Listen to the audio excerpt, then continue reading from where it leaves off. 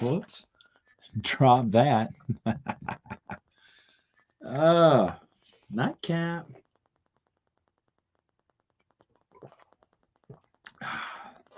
How's it going? Hope everyone's doing well. I ate late, so I need to stay up a little bit later. So, yeah, that's why I decided to do this. Because, hey, why not? Right? Because, tomorrow's like Halloween and nothing much will be happening on that night. Hello, the penguin. How are you? Afternoon. Vision of the Future, huh? Vision of the Future is a good book. Is that part two? Yes, because Spectre of the Past is part one. Yeah, Lance, that's a good one. So I just got finished doing a haunted car wash. It's the newest thing. You go through a car wash and people scare you. And I was one of the people who scared people. And I did a right good job of it too. It's evening now for you. Hello. Hello, Christopher Clark, Siberian Dream. Hello, hello. Yeah, so anyway, I just got back from that haunted car wash. It was a lot of fun, but I had to eat late, so that's why I said I was like, oh man, I gotta stay up a little bit later. So I thought this would be the way to do it. Let's see. Um, I haven't recorded my channel update. I'm gonna have to do that. It won't be tomorrow. It's got to be Sunday. Ooh, the next 2 days are going to be busy. Maybe tonight. I won't have time there. It's 11 there in Texas. You're in Texas. Yeah, it's 11 here too. We're on the same time zone. I just need to stay up just a little bit later for my food to digest. So that's the only thing with me. Well, yeah, just for a minute, someone was reading the Hand of Throne duology, and oh wow. So I was just talking about it. I think I got A More Civilized Age recorded. No, I did get that recorded. That's going to be a fun one, really fun one. Not a surprise guest, but a pretty big guest, pretty big YouTuber joins me for that one. Reread it a year ago. Oh, that's nice, cool. But anyway, so that's gonna be a good episode. Really had a lot of fun. And let's see. Everything else, the only thing I got to film left is the monthly update. And then I think I got everything else edited and filmed. I got to make sure. I'm missing one Prince of the Universe podcast because Bruce could not record. Um, but I'll hopefully get that one done soon and hopefully be ready for the month of. And then I got board games, which you guys don't care about board games. Let's see. Oh my goodness, I fell behind in the comments here. Would I recommend both at Bloodlines, Blood Ties? Yeah, it was okay. It was okay if I remember. Yeah, did a review on it.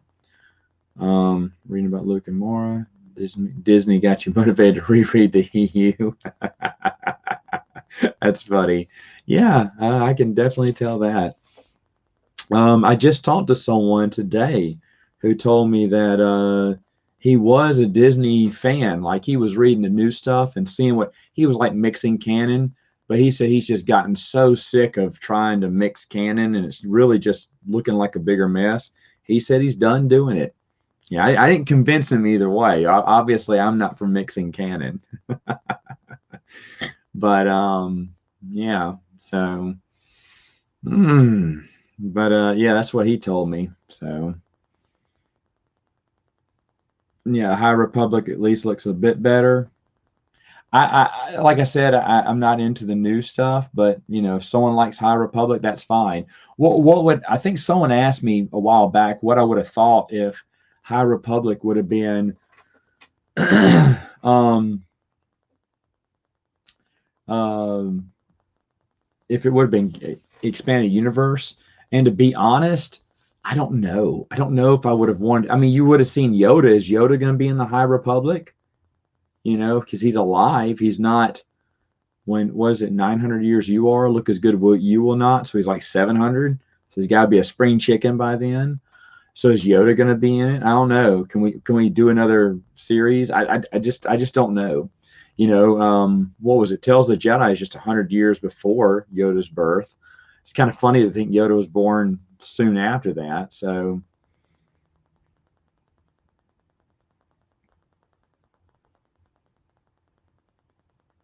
yeah, and it's fine if you like it. Yeah, and it's fine if you like the new canon. That's fine. I don't mind people enjoying it. I have a buddy of mine who just texted me right before I got on. He's watching The Mandalorian right now. He was asking me questions about it. I was like, dude, I don't know Mandalorian. That's one thing that's not because when does it take place? I went, I don't know. Before A New Hope? He said, well, they said the Empire's fallen. I went, after Jedi then? I don't know. I don't know. I don't watch it. Yeah, mixing canon is a headache. I definitely get that. Definitely get that. I think it would be for me. For people like my good friend Joe Bongiorno, it is not. It is not. He doesn't mind mixing canon. And he does it the best he can. And he'll even say that, hey, you can add the Tarkin book if you don't count chapters 2, 4, and 7 or something. You know, he'll cut out certain chapters that or certain things that outright contradict the expanded universe. Sorry, I'm super dehydrated. It was like 4 hours straight cars coming through. I mean, hundreds and hundreds of cars. And I was on my feet the whole time. My feet are going to be so sore. They're kind of already sore right now. But I was on my feet the whole time, moving, running, dancing at times.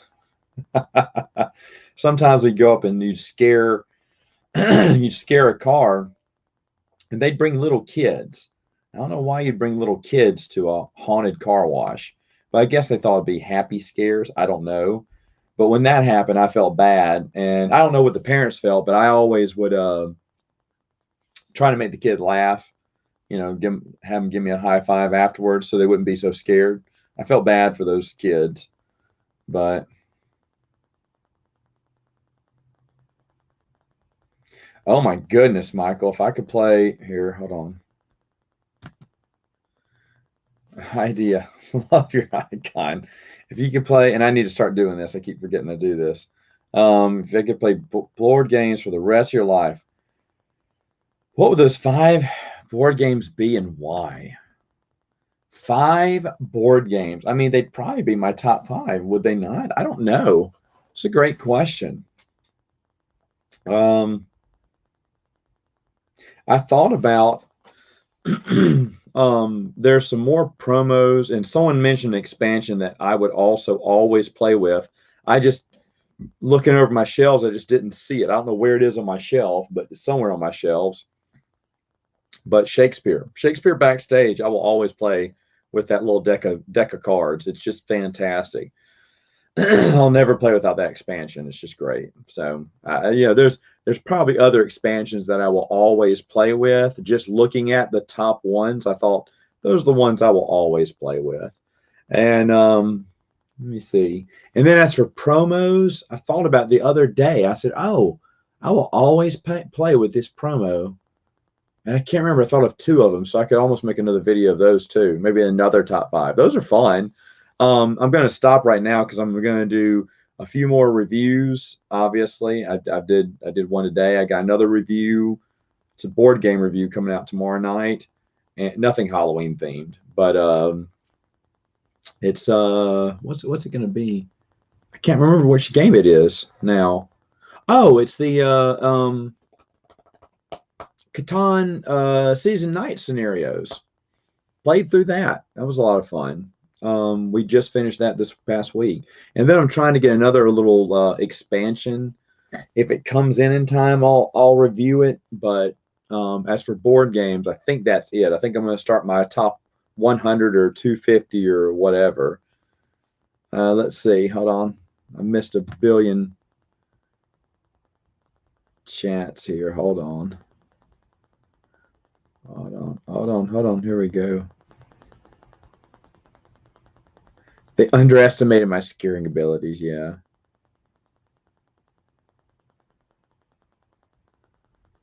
One lady, I was coming up to her window. She's like, "I got the coronas! I got the coronas!" And everyone in the car started laughing. It's safe because they're in their cars. They're with their family or friends. Sometimes they'll lower their window, but we all have masks on anyway. So, you know, it's the safe way to have a haunted mansion this year is to do a haunted car wash. But everyone had a good time. That's what I really wanted to know, is to make sure everyone had a good time.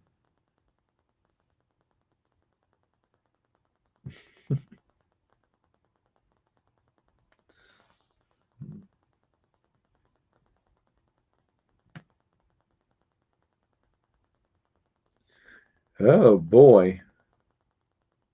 Oh, thanks, Michael. I've been loving here to show you that. I need to start showing all these. Yeah. Yeah, thanks. They've been a lot of fun. I'll probably do some more like way later down the road.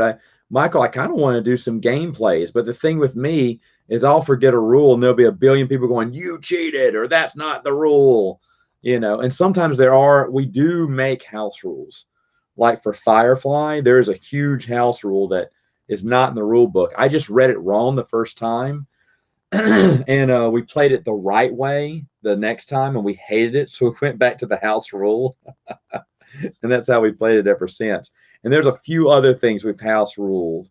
Not many things. But sometimes I'll just forget.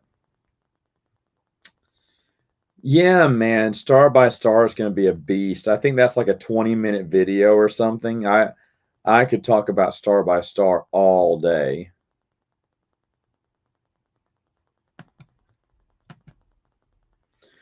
It was officially T canon, but to be honest, it matched with C canon. C canon included the Clone Wars, whether people like it or not. It did. Are there contradictions between the two? Yes, yes, there are. But those could be easily resolved too, I believe.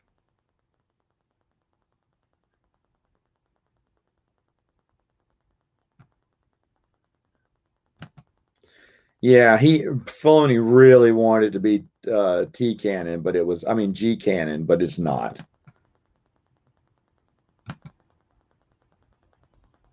Shut up, Dylan.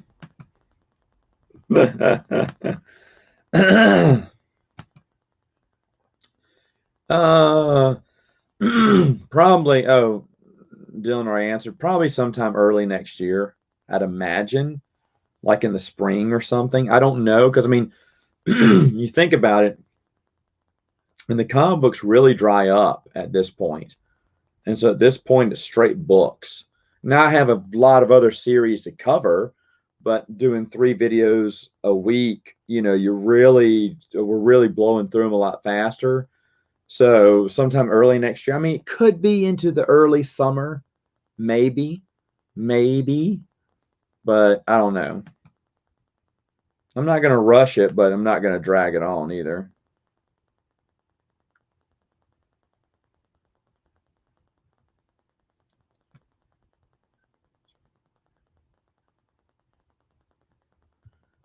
Oh, thank you, sir. Appreciate it. Hello, Tyler.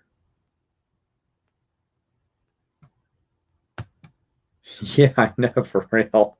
Right? Oh, my goodness.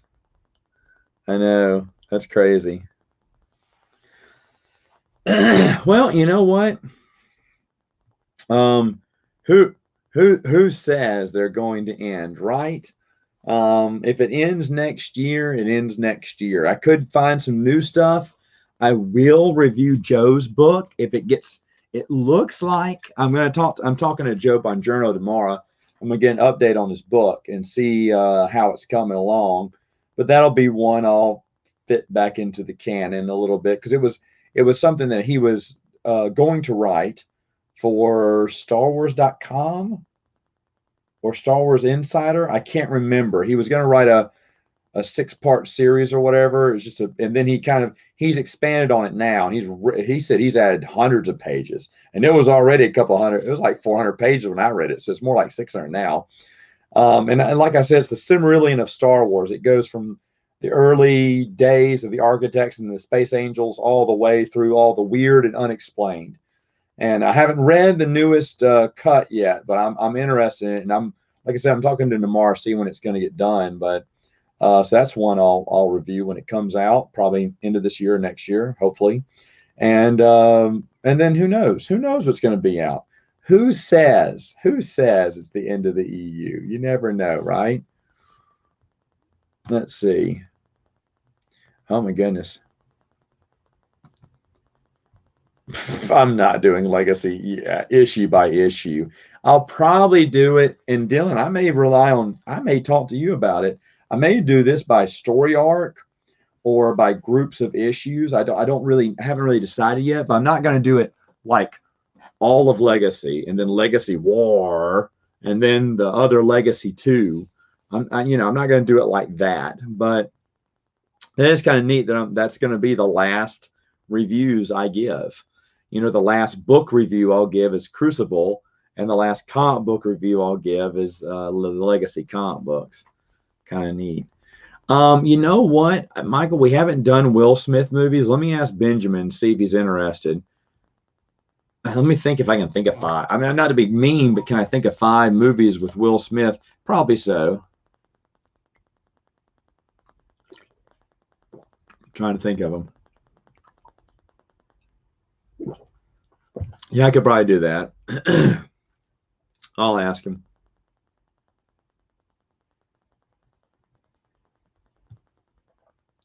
Oh, The Dark Side of Disney. Yeah, that was a fun one. After my wife heard me, she went, "You better make a nice Disney one. I don't want to get banned from Disney."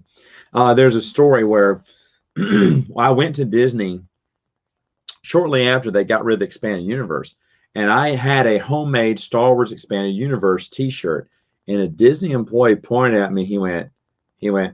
He's like, he said, so he knew what it was. He said, "That shirt's not welcome here." And it was during the Star Tours ride. And I went, "Hey, buddy," I said, "Star Tours is Expanded Universe. You better be happy." Mark goes, "Did he recognize you?" I said, "I don't know, but he knew what the Expanded Universe was. So he was obviously a Star Wars fan." But that was funny. She's like, "Are they going to ban us because you don't like Disney Star Wars?" Went, "No, they're not going to. Whatever. They're not going to ban us." But that's why I did the light sided. Did I say the light sided Disney? Did I do that too? I think I did that video. I won't be reviewing the legacy issues one by one. Yeah, I think the latest it'd be is May, but I don't know. I don't think there's that much left out. I mean, there's a few Star Wars tales, out there, but other than that, and there's tons of other things to explore. Hello, Marcus. Do you want to recommend Bruce your 8-way crossover fanfic? Bruce would like it. He'll probably read it. I'm not as interested. But Bruce loves doing that. He loves that kind of stuff. Have I heard of Down from the Attic? My friend, have you watched my vintage board game reviews? My top 100 vintage board games? Luke was on it. Luke helped me count down the top 50. So he was one of my special guests. So he did a great Halloween video today.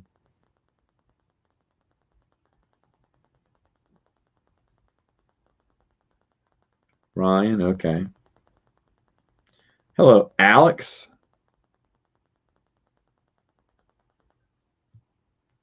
Yeah, that's what I'm thinking about. Benjamin, you are Michael?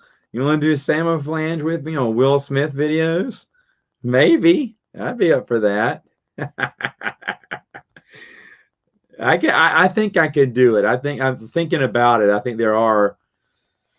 It just took me a while to think of five. Usually, when I think of the first five that come to my mind, that's usually my top five. Every once in a while, one will sneak in.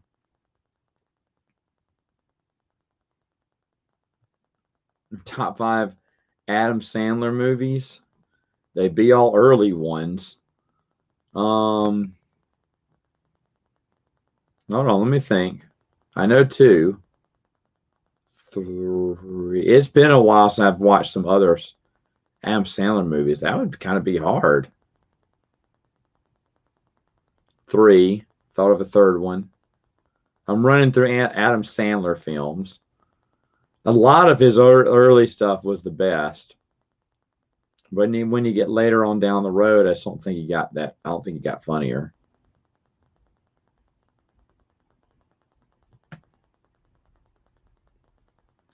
Hey, Vinny, I'm doing good. Thanks for asking. Oh.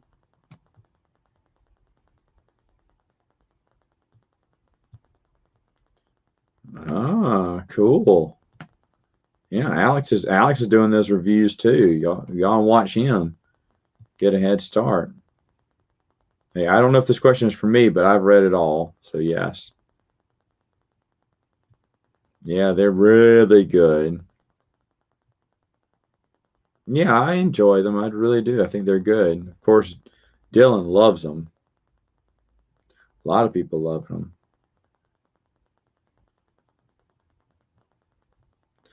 Yeah, I would agree with that, Dylan. But the thing is, like you just said, it got canceled and it really got rushed at the end, like the last issue. And they couldn't help it, and I understand. So it's not their fault. But yeah, it was kind of, at least they ended it right. At least they got some ending. No, but you know what? I've done a ton of trades with them, and I've been happy for the most part with them. I need to. Is that in that Alex at Board Game Company? That's really good. Actually, Michael, I was thinking of reaching out to Tom Vassell and wanting to know if if I could do videos for Board Game Breakfast. I have an idea of what I'd want to do, but and I was on one Board Game Breakfast with the Tom's Wrong segment, which is just it was me goofing off, but he played it. He played it. I was picking on him because he's wrong for not coming to BGG Spring Con or BGG Con period. So he said he almost didn't play it because it was me being goofy about it. But you know, he wants something about a game. He was something he can tear me down on, not just a preference or opinion. Rob putting his 5 in there. Do you spoilers for me? Probably only one of those would be in my top 5. Probably. I'd have to look over everything again. Please leave my chat. I'm kidding. I'm kidding. I did a video with Dylan, and I told Dylan that he couldn't wear Dodgers hat. I don't care. I mean, yeah, the Dodgers won first time since 1988. If the Rays would have won, me personally, it didn't matter. But the Dodgers were the better team by far. But Rays did. If I'll talk baseball for just 1 minute because I just absolutely love it. But the Rays were stupid taking out that pitcher. That was the stupidest move, and I guess the manager knew that later on. It was the dumbest move. If y'all watch John Boy media, he basically breaks down videos. He's very sarcastic and pretty funny. But he actually shows the numbers about how this was just a dumb move all around. Like, what was the manager thinking? So, oh, where is that? Oh, yeah. Yes, I have. Yes, I have. They're okay. I mean, the Aliens versus Predator, the first one sucks. The second one's okay. Or doesn't suck as bad. Hey, I'll tell you this, my top five at the end of the year, the top five movies I've seen in theaters, all we've been doing is going to the theaters now and watching old movies. It counts. They were in the theaters. So they're going to be part of my, top five, possibly. It's going to be interesting top five movies I've seen in theaters. I'll just say that. There's another movie coming out, and I've got to see it. I don't know if it's on the weekend or whatever, but they're doing Teenage Mutant Ninja Turtles, the original one from 1990 or whatever. Got to see that movie.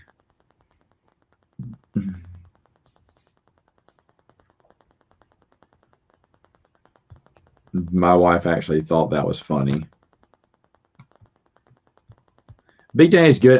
There's a lot of things I don't remember a lot of his films now, so I don't know if I could do Adam Sandler now and think about it. I can think of three solid ones that I like, and I'd have to look over everything else. None of his new stuff though. I've seen it. We watched Hubie Halloween. Just not good.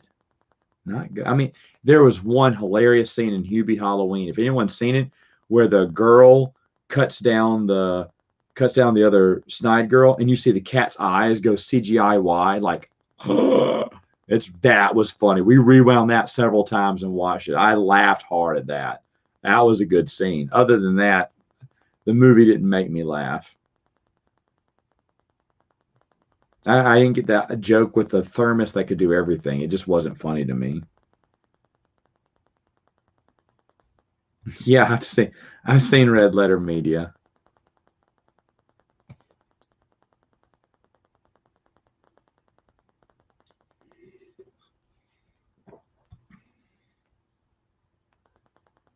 Do they have all the movies though? Does Amazon have all the movies too? Because remember, there are some movies that came with that too. So that's what I want to know, if it had all of that.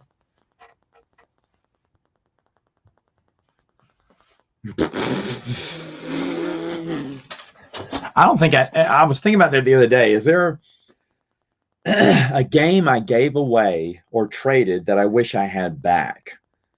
No. No, there isn't. There isn't. There's some good, decent games that just kept getting played wrong. Like what was the one? I think I gave it to Brian. Incognito. It's a great game. It's just that we always play it wrong. And when you play it wrong, it screws up the whole game. And I mean, even I did it once. I played the game wrong once. And if you the thing is, you have to give one truth and two lies. And if you give three lies, that ruins, you really throw everyone off the game, and the game takes forever, and it's such a confusing mess when someone gives three lies. Supposedly, I did it once, and I didn't realize it. And every time we played it, someone did it, and it just threw us off. So I had to give the game. I think that game is great. I think that game is great, but we cannot, including myself, play it right. And if you can't play it right, it's just a terrible experience. But I love it. I love it. You're four spies and two of you are on a team, but you don't know who. And so you've got to slowly give information away to everyone. And if they can you figure out who your partner is, but then sometimes you'll figure out who's not your partner. And it's a great game. Once you both figure it out, then you find out what your plans are, because you share your plans together, and then you're off to the races to do this. Very simple. It's a very simple execution. So most of it's just deduction of trying to find out who your partner is. I love the game. That'd be number one. But we never played it right. So I had to give that one away. I mean, a lot of the games I gave to Brian, probably Dylan. I mean, like I gave him the Hollywood game, because my gaming group, once they saw the Hollywood card game, the Dream Factory, I gave him Dream Factory. And I like Dream Factory, but I got to admit, Hollywood was is a better game. And I knew that my group would always play that. Show Manager, I gave away to a buddy of mine. It's fun. If the missus still played it with me, I'd have kept it, because Megan used to play it with me all the time, and now she doesn't. So I was like, well, I mean, who am I going to play with? And Shakespeare's better. Shakespeare's better. So there you go. There's three of the top five, maybe. I don't think I mean, there are other ones too that I didn't keep in my collection. Honestly, I did not like Ice Cool. I never liked it. I got that from my brothers. I did not like Ice Cool. That's gone. I hated Magnum Sal. I traded that game immediately. There's another game I will trade, but my buddy wants me to play it again. I just thought it was disappointing because I thought it was clunky. And I called it clunky. And he's like, no, no, no, no, no. Let's play it at Christmas. Don't. I told him I was going to trade it. He said, don't trade it. Don't trade it. Let's play it at Christmas. I'll show you what you're doing wrong. I said, okay.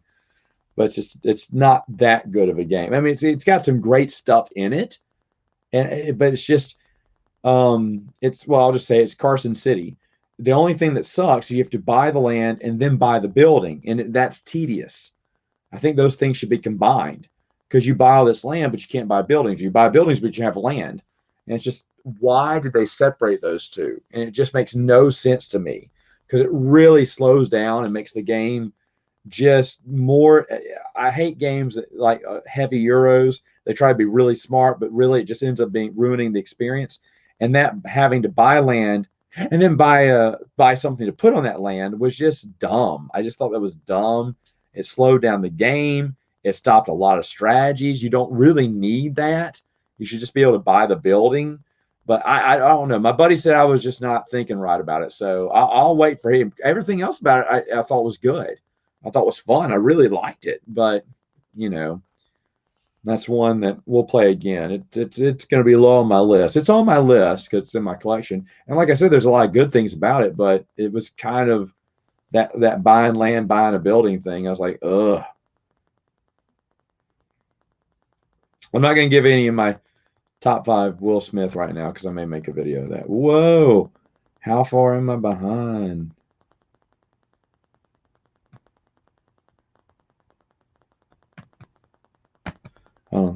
Still amazes me who grew up in the golden age for the golden age.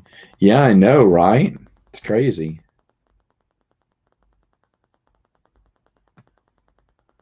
Man, y'all are asking. Have I read Clive Barker? No. Do you think the movie's now pulling off away more steps? Killing helicopters with cars. Hey, now, if you're talking about Die Hard 4, shut your face. I love that one. Hello, Stig. Stig, I got a question for you. I'd ask you later. Ninja Turtles. King of the Hill. King of the Hill was a I watched a little bit of it. I had a roommate who loved King of the Hill. For me, it was okay. I only watched it when my roommate watched it. I only watched it when my roommate watched it. And he wasn't my roommate for too long. But it was good, the parts I saw. I didn't watch the whole thing. But there were a lot of good things about it.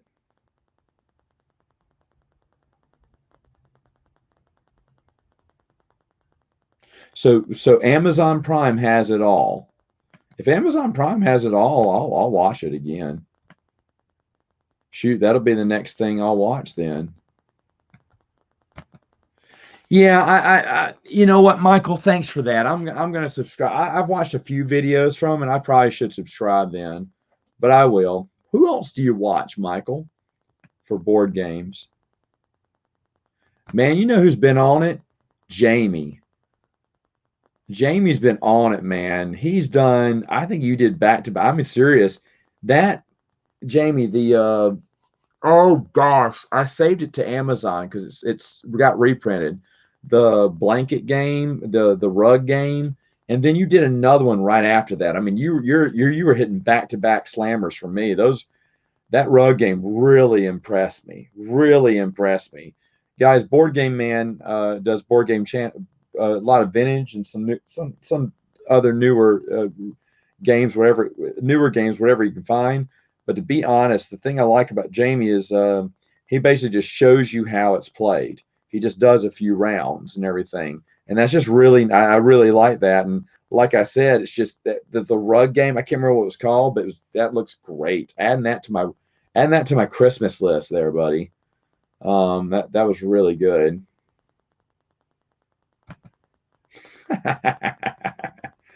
What? Three Ninjas, Ninja Mountain with Hulk Hogan? I don't know. Gremlins 2 with Hulk Hogan. I don't. Rowdy Roddy Piper, the Alien Nation movie. I like to do two things: kick ass and chew bubble gum. I'm all out of bubble gum. That's number one right there. I can't remember what that Rowdy Roddy Piper movie is.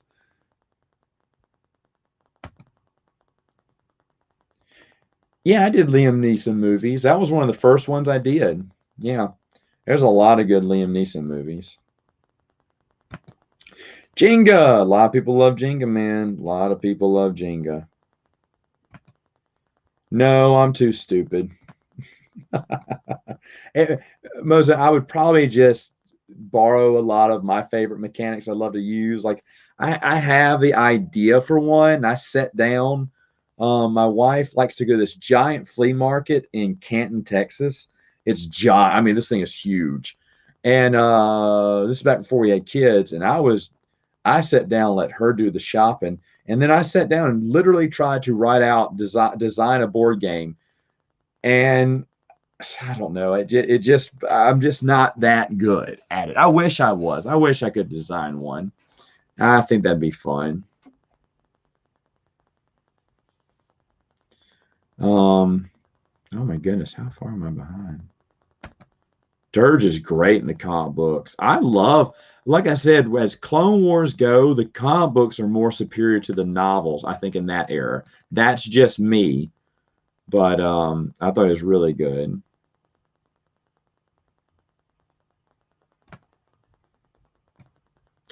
Hello, Michael. Good night, Christopher.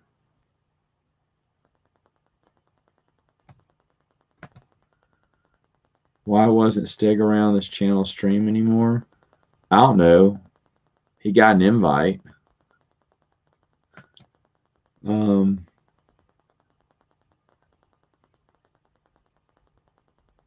okay. It's not free. Yeah, has to be streaming free there, buddy. Don't know if I can afford all that.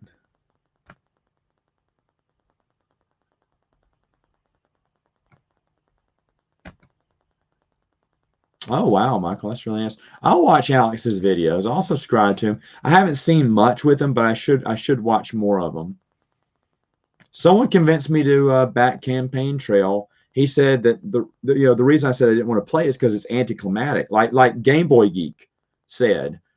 He said it was anticlimactic, and I agree. I just think that takes away most of the fun. He said, well, just don't do the track. Just do the track at the end. He said it may be tedious. I was like, we love that. And I love that idea. So I'm just going to not do the track and do it that way. In fact, you probably saw me do it tonight. Did I review the game I said that I wanted to play before I pay? I think so. Let me check. I can't remember which video came out.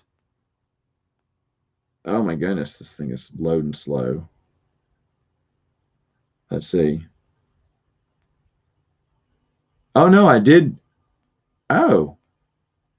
No, it was Catan that came out. Catan Scenarios. Okay. Tomorrow is a game that I said I'd have to pay. I'd have to play it before I paid for it. But because the company was giving out a promo that I really wanted, if you bought $10 or more, I was like, well, I'll go ahead and get the game. So I'm gonna review that.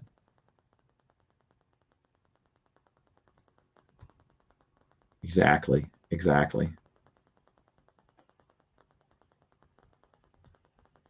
Shoot.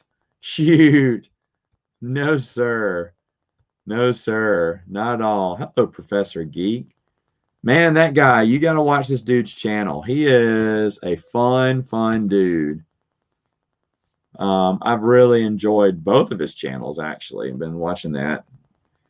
And Professor, if you will check your email, you may join me. I've always wanted to have you on. But just a really good guy. Shut up, Brian.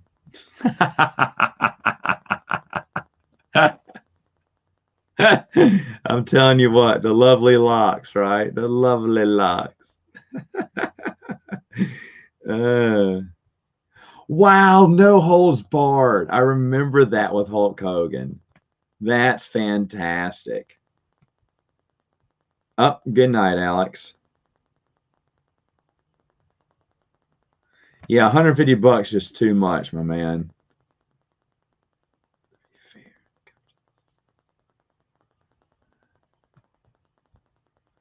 Look at OG. OG's on here. How he doing?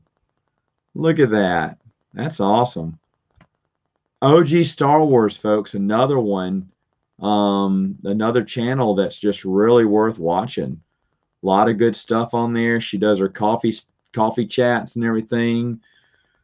Talks about lore. Just really good. Subscribe to that one too. And when I'm not working, or when I have a break, I'll come and join and sit down on their conversation. It's a lot of fun. Did you ever see the one board game that everyone loves? Did you ever see what the one board game everyone loves you hate? I don't know what that means. Sorry.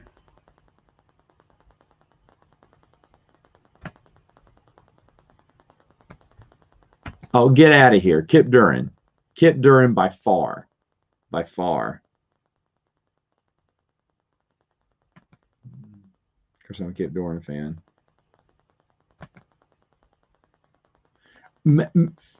For me, Dark Rendezvous is Chris Nelson's favorite book. And he's not even kidding about that. And for me, I really like MedStar. I think MedStar is superb as a Clone Wars novel goes. I've talked to Eckhardt's Ladder before. He's really nice.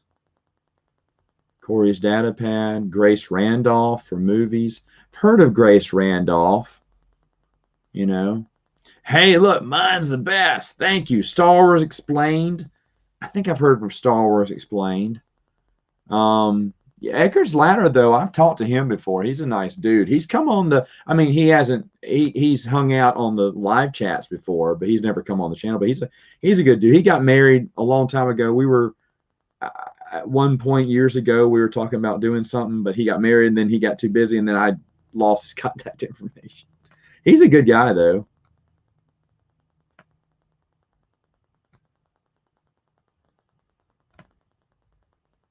So far behind.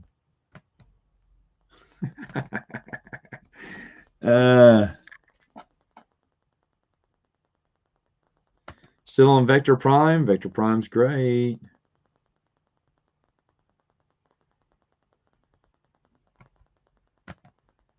Oh, I'd love to be on. I'd love to be on. I'd love to do that. That'd be absolutely fun.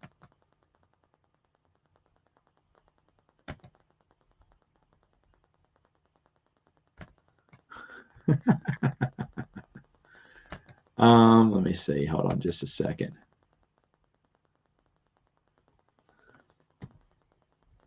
There it was. There we go. All right, let's see what else. Actually, my head looks like a mop right now. Just an upside down mop. Agents of S.H.I.E.L.D. finally ended? That's crazy.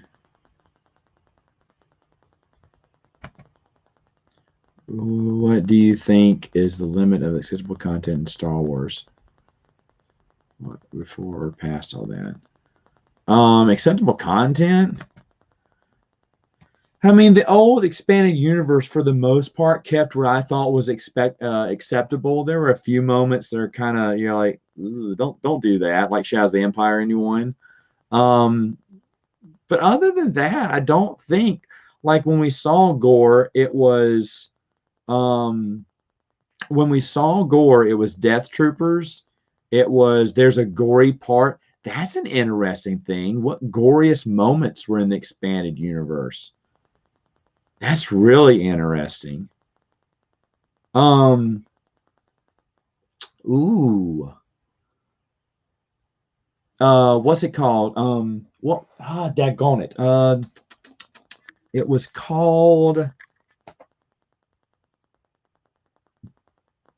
Splinter in the Mind's Eye. He pokes that guy's eyeball out with the spear, right? And it's dangling on the edge of the spear. That's a good one.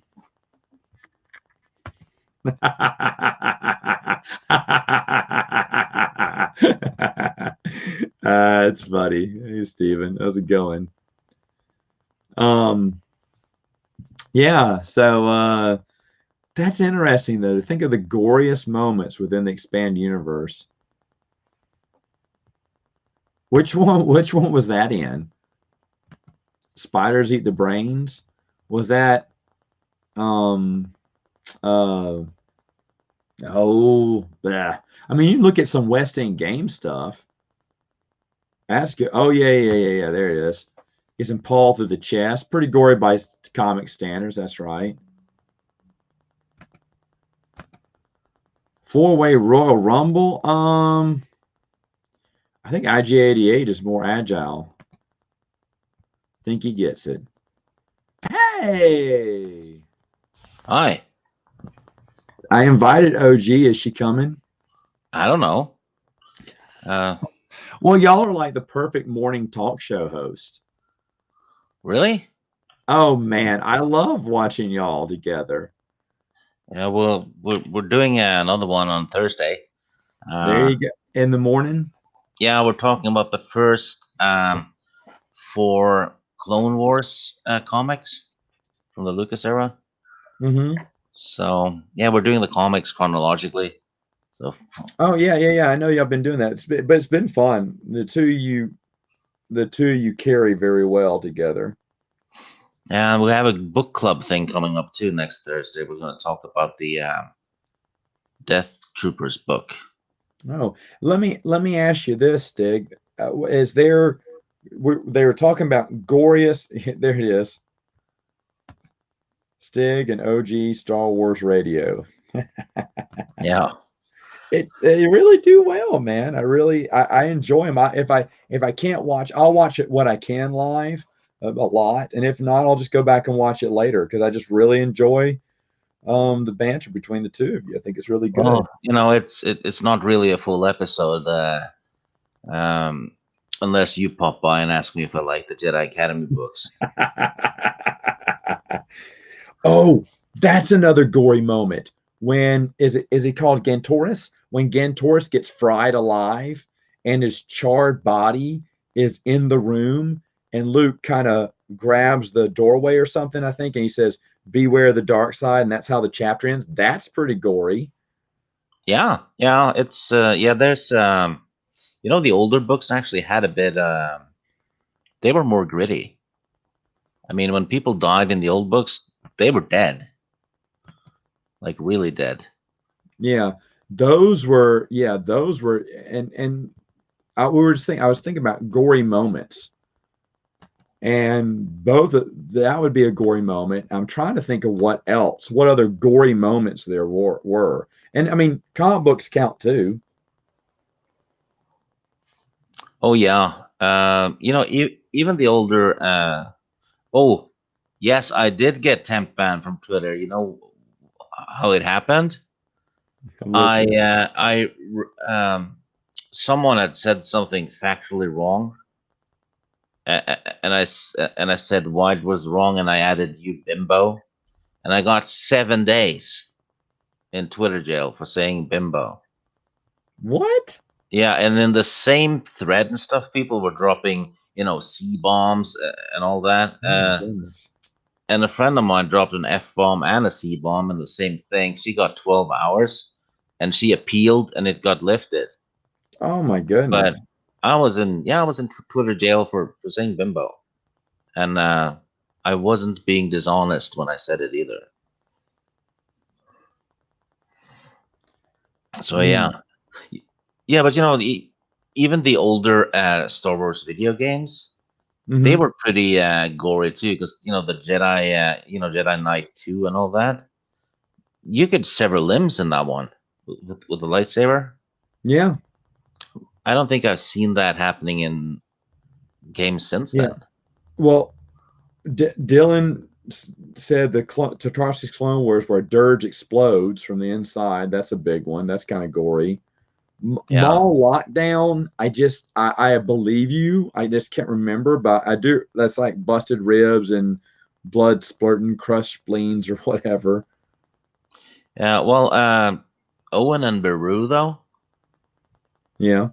I mean, they're They're charred skeleton remains from New Hope. yeah, and Anakin when he catches fire in Episode 3, that's pretty. I wouldn't say gory, but it's pretty. You know, probably would have gotten an R rating today. Oh, there she is. She needs to check her email. Um, and to be honest, I don't remember what Red Harvest had in it. I mean, I know the overall story, but as gore goes, I'm sure it did have gore in it because the Sith students were getting torn alive and stuff and eaten alive. I'm sure because it was Joe Schreiber, it had gore, but I don't recall the moments in that book. If Stig, have you read Red Harvest? No, I did read Death Troopers though. I Um, what I don't know if you want to say what you thought, but I love Death Troopers. um, I didn't, and I'll make a good case for it too because it's a horror story, right? Yeah. And it's not a good horror story if two of the main characters have plot armor. So Han and Chewie made the book worse, actually. Spoilers. You're just a little rain cloud on everything.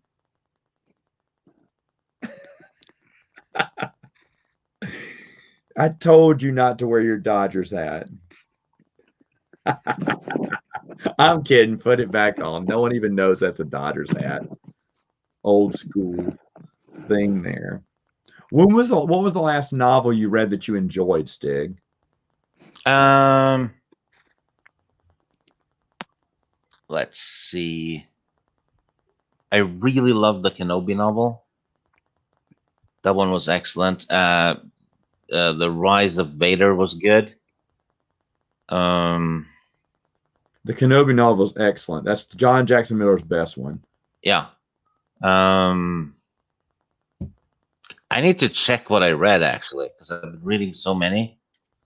Um, I have been reading a lot of those, Legends Epic Collection omnibuses, the comics. I'm almost done with the Knights of the Old Republic ones. Those are awesome. Um, yeah, there's oh, Darth Bane. I'm almost done with the third book. I'm really Oh, liking that series, especially the first book. yeah, yeah. Drew Karpyshyn does a fantastic job. Yeah,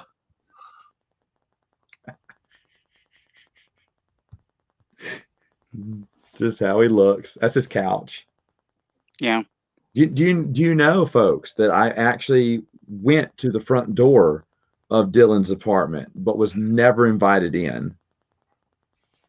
Because you wanted to get ice cream.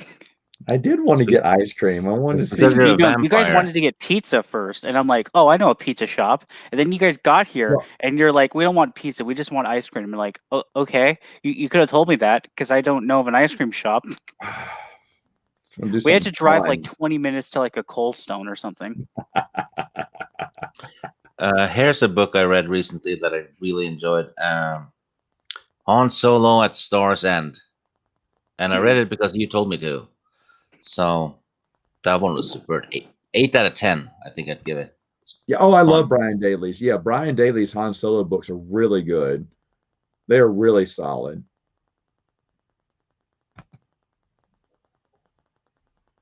Yeah, look at that. Um, favorite Ewok species, not counting Ewoks. Boo. Stig, do you have a favorite alien species? Probably Uh, the bird species, right? no, female Twilight dancers. There you go. Twi'lek man. Yeah. Dylan, what about you? Do you have a favorite alien species? Nautilins. You know, Ryan Kennel's not here, but he would say porgs, I think. Hmm. Let's see. Trying to get these other things here. Oh yeah, I really liked the Tuscan character in the Kenobi novel. I didn't think I would, and then I did. That one ties well into the comics too. Yeah. Blob racing. Do you like blob racing? Yes. What was that in? What was that? Was that in Kevin Janderson's trilogy? Yeah. Blob racing? Yeah, I think it was in the Jedi Academy one. Because Lando finds someone he thinks is a Jedi, but it turns out he's just cheating. Oh, okay. Because I remember they have to squeeze through like the blobs are like going through all these little things where they got squeezed through a drainer or whatever to get back together. It's been a while, but I remember that being the case. You and Arcade don't get along? It's too bad. Rob, how could you possibly forget to add the Lethan Twi'lek in your choice? Oh, I'm sorry, Stig. I forgot this. Do you like pink, green, or blue Twi'leks? Yes. Headphones fell off. I can't fault him on his answer. This man is colorblind when it comes to Twi'leks. Okay, just give him some Tulaku on their heads, and he's on it. Yeah, I'm a Twi'lek progressive. Well, can't they be red skinned too? Yeah, Yes, they're they called are. Lethans, I think. Yeah, I'm gonna go with those because I think I used to have a red skinned Twi'lek character in Jedi Academy. Gan species you don't see much of, but I do. I really wish you did. Yeah, I think the only one is the only one of note is like Corrin's wingman in the X-wing novels. Oral? Yeah, I Isn't- think his name is. Oh yeah. Isn't Succus again? Well, aside from Zuckus, obviously. Wait, Zuckus? Oh yeah, you're right. But he's like the main one that everyone knows. I've never seen this. Has anyone seen Existential Troopers? I haven't seen. I don't know what that No. is. Sorry.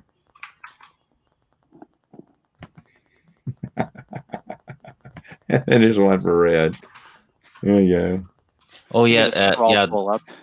Darth Talon. Crazy. Darth, yeah, from Legacy, right? Yeah. Mm-hmm. Brian, do you have a favorite Star Wars species? You know, thinking about it, I actually kind of like the Yuuzhan Vong for what they did. I think that's a good call for a species. Brian I mean, endorses Twi'leks are good. genocide, I see. What's that? That's really Brian good. Brian endorses intergalactic genocide, I see. Oh yeah, that's exactly what I'm doing. Here she is. Hello, ma'am. Hi, how are you guys doing? Speaking of alien species, here's Alora. Yes, I am an exotic alien species here. I'm Kashiri. Laura, if you were a Twi'lek, what color would you be? Red. I would be red. Didn't even wait for you to Yeah, there finish was no- asking the There was question. no hesitation. Absolutely no hesitation. It's almost as if she's been asked this question before. Yes, I have. Stig, you devil, you. No, I'm not sure if it was me, but He's No. not sure he wasn't either, though. So no. It's like I plead the fifth.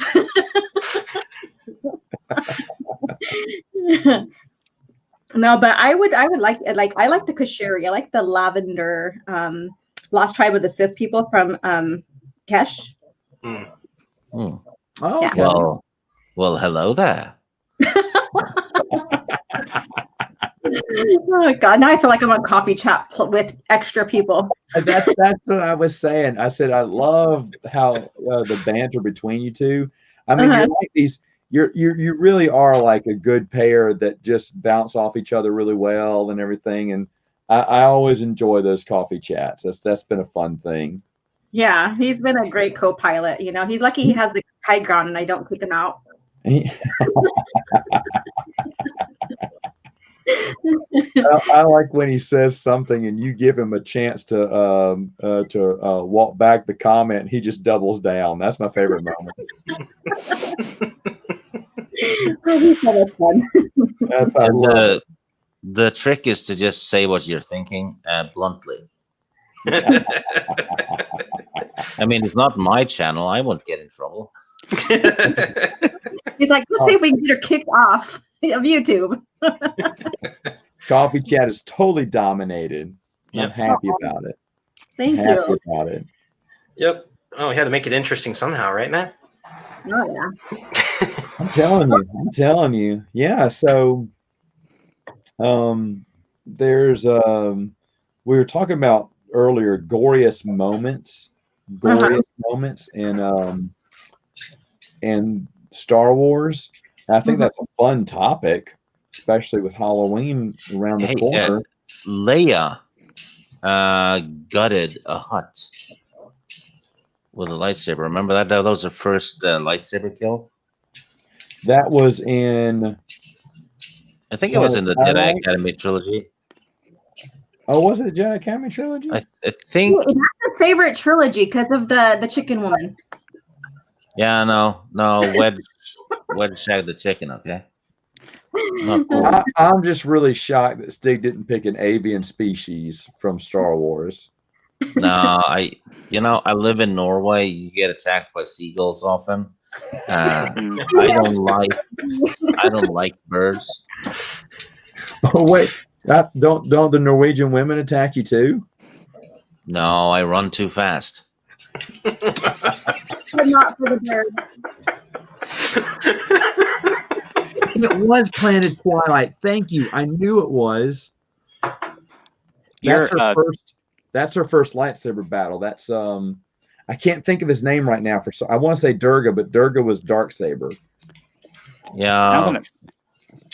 Now that I'm thinking about it, you're getting to this one soon. Star by Star, the Merker Strike Team has a lot of gory deaths on it. Oh yeah, I was thinking that. I just got done. I've been going through a lot of college homework for biology, so I've been listening to the new Jedi Order series on Audible because I can easily listen to it and know what's going on and not really have to focus. And I just finished Star by Star, and it does have a lot of gory. Even with Jason trying to kill the Vornsker or Voxen or whatever it's called, yeah. So there's a lot. I've read the Jedi Prince series. Who else here has? I am not. You've read everything. Yes. You've read the short story in the back of like the Fruit Loops box that they made in 1997 for like Hey, and I shared the Ryder Wenham alternate Apple Jacks box. He also has them clipped and saved. The funny thing was I was talking to Ryder about it, and he said, "Yeah, we did 2 stories, and I had him pick one. He picked this one. So he said we didn't do the other one." And he said, and I said, no, he said, and I attached it with my email, and I went, and so I was like, unpublished EU. And so, of course, I'm so nerdy that I jumped on it. It's nothing really. It's 1 page on the back of an Applejack cereal box. And I got so excited.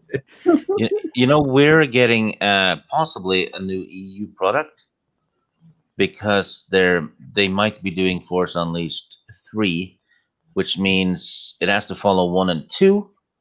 And that means it's EU because it doesn't fit with Disney canon at all. That's interesting. Would they make it? Hearing rumors about that. Would they make a comic book or book? Well, if they do a novelization based on the game, which they did with the first 2, then that would be an EU novel, wouldn't it? Because I don't know if they will. I think they'll just do the. I can't see it fit with Disney canon. I think they might. They'll find a way, or they'll try to make it fit. Rob, that would be my concern. If the Jedi books were available,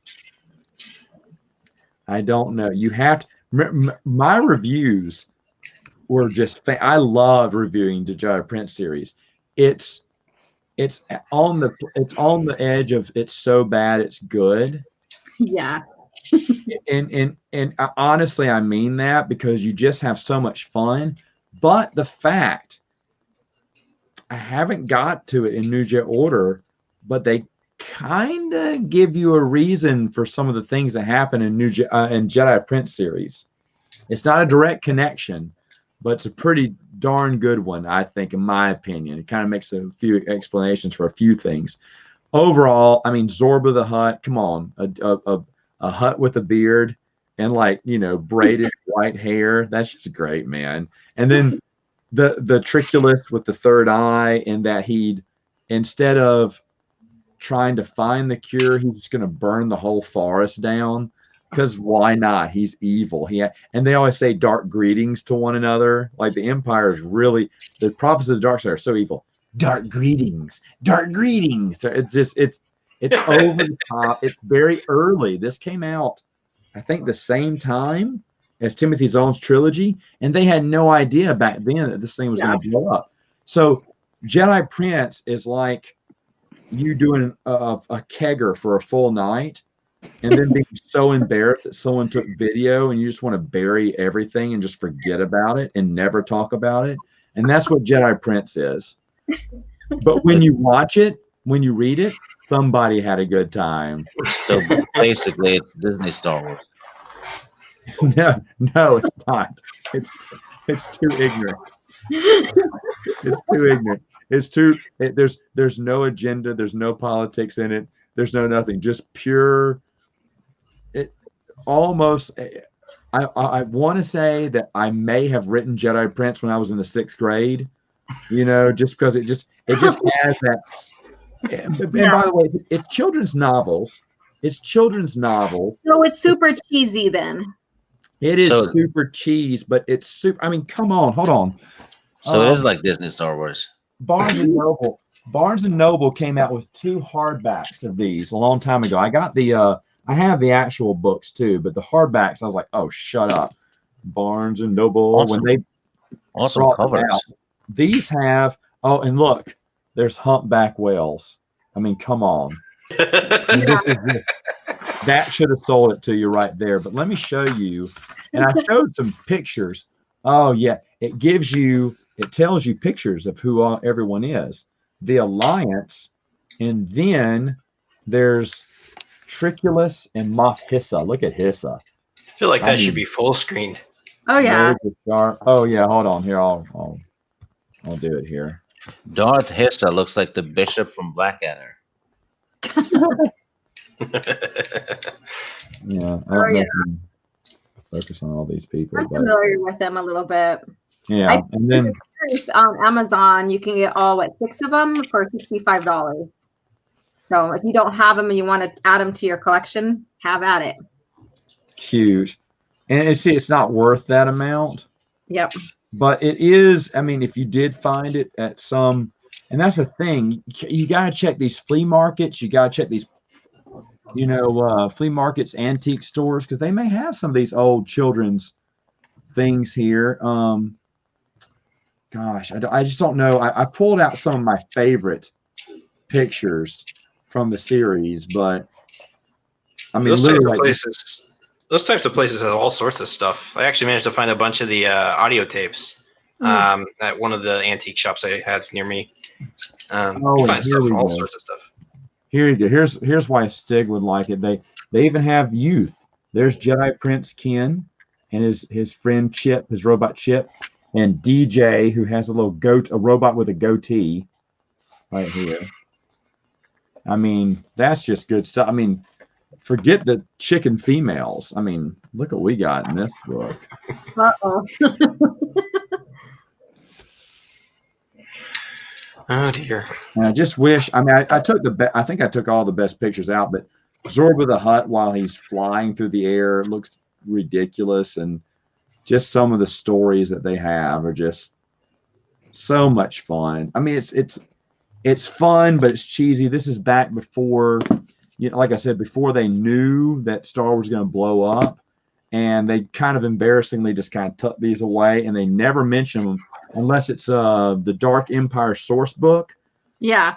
Mentions Zorba the Hutt being Jabba's father, and I was like, oh, there's a connection. It's like, see, the Jedi Prince does exist.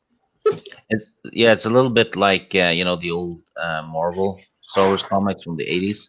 Those were pretty much ignored For later the on. longest, because they didn't know how to fit everything in there, and then slowly they started fitting that into the canon. And then what was it? Jason Fry's Essential Guide to Warfare. His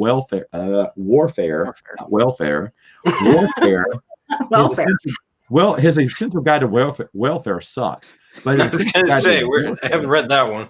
Welfare, warfare, same thing, right? Yeah, I know, for real. But his Essential Guide Depends on who you ask. His Essential Guide to Warfare was really good. It was really good. I want to see an Essential Guide to Welfare on Coruscant.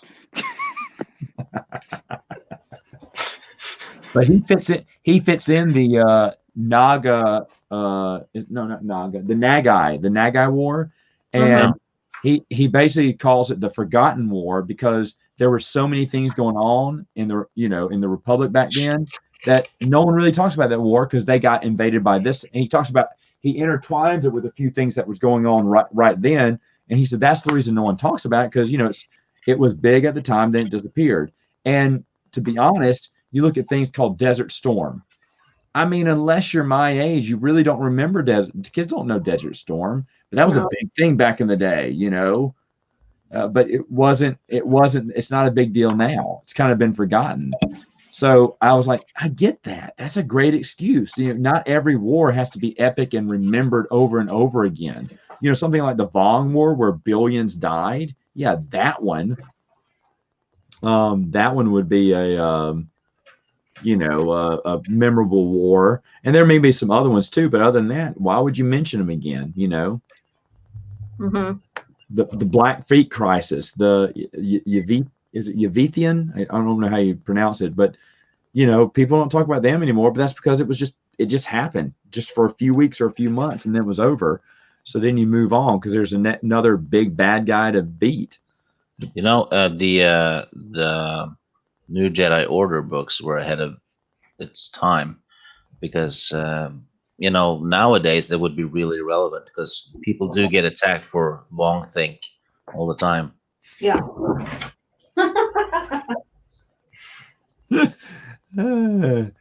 Let me ask you this question. I'm gonna get something to drink real quick. So let me see. I'll ask Dylan. That way I can be away while he's answering it. Dylan, is there? Now you already know my answer because I think I said Kip Durden. Is there a character that you wish they would have done a book around? Or more with? And then Brian, you answer. I'm gonna be right back. Well, I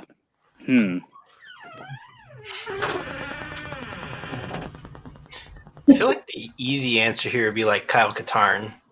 Yeah, everybody saw him plenty in the games, but he was hardly in the books. They did have kind of like novels based on the books, though, but they're kind of the trilogy. Short. Yeah, they're like short and illustrated. Not easy to find anymore, by the way. Oh, people are charging an arm and a leg for them. I've been looking for them. And, I've got one of the three so far. A friend of mine got a huge box of Star Wars books from a guy, and it had hardcovers of the Kyle Katarn books in it. Nice. I just got them for free. Oh, that's hardback. I'm sorry, hardbacks of what? The Kyle Katarn books. Dark Force trilogy. Oh yeah. Yeah, he just got them for free from a guy. Insanely jealous. Yeah, they're like, if you're buying them today, it's like $200 for the trilogy. Yep, definitely. So that would be my answer. Dylan, did I buy you enough time? I'm stealing your answer. Oh, you're stealing my answer? Yeah. Typical vice president. I'm sorry. Rob D talked about like Coruscant taxes, and now I'm just on the loophole of because There's no way tax collectors are going to the underbelly of Coruscant, right? Oh, So yeah. how many people like have their residence down there and they're like using that as like tax evasion essentially? See, now you got me thinking about stories in Star Wars about politicians. Are you gonna go with Borskvalia? Should we have a book about Borsk specifically? Borsk's official residence was like level 2 on Coruscant, so like he never got taxed.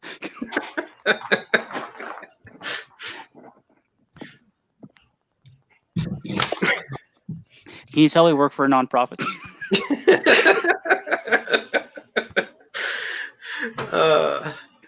Who else would be good though? I mean, now I'm thinking about video game characters. I'd What like to about see a trilogy set after Knights of the Old Republic, but it's about mission and Zalbar. Yeah. Yeah, that'd be a good one. I love that idea. Boshek and Tash Rendar. Oh yeah. That's hilarious.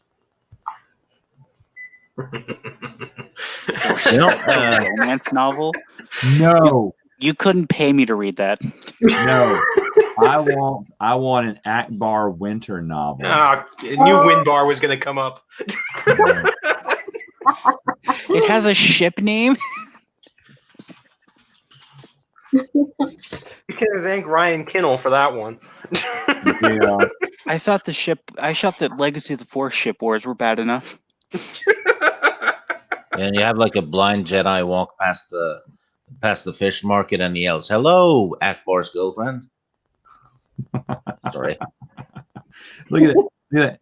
Porkins. Wow. Porkins, the actor is the same guy who plays one of the CIA guys in Indiana Jones 1. Really? Yeah. And he also plays the corrupt cop in the first Batman movie. The one the Joker shoots. I can see that. Yes. Yeah. Same guy. Wow. Hmm. So Porkins actually had a career. He did. He got shot by the Joker and then got shot down by Darth Vader. Or no, TIE fighters. Yeah. You know what? Who else can say that? OG, is there a character you would like to see? Like just revisited? Yeah. Let's see here. That's a good one.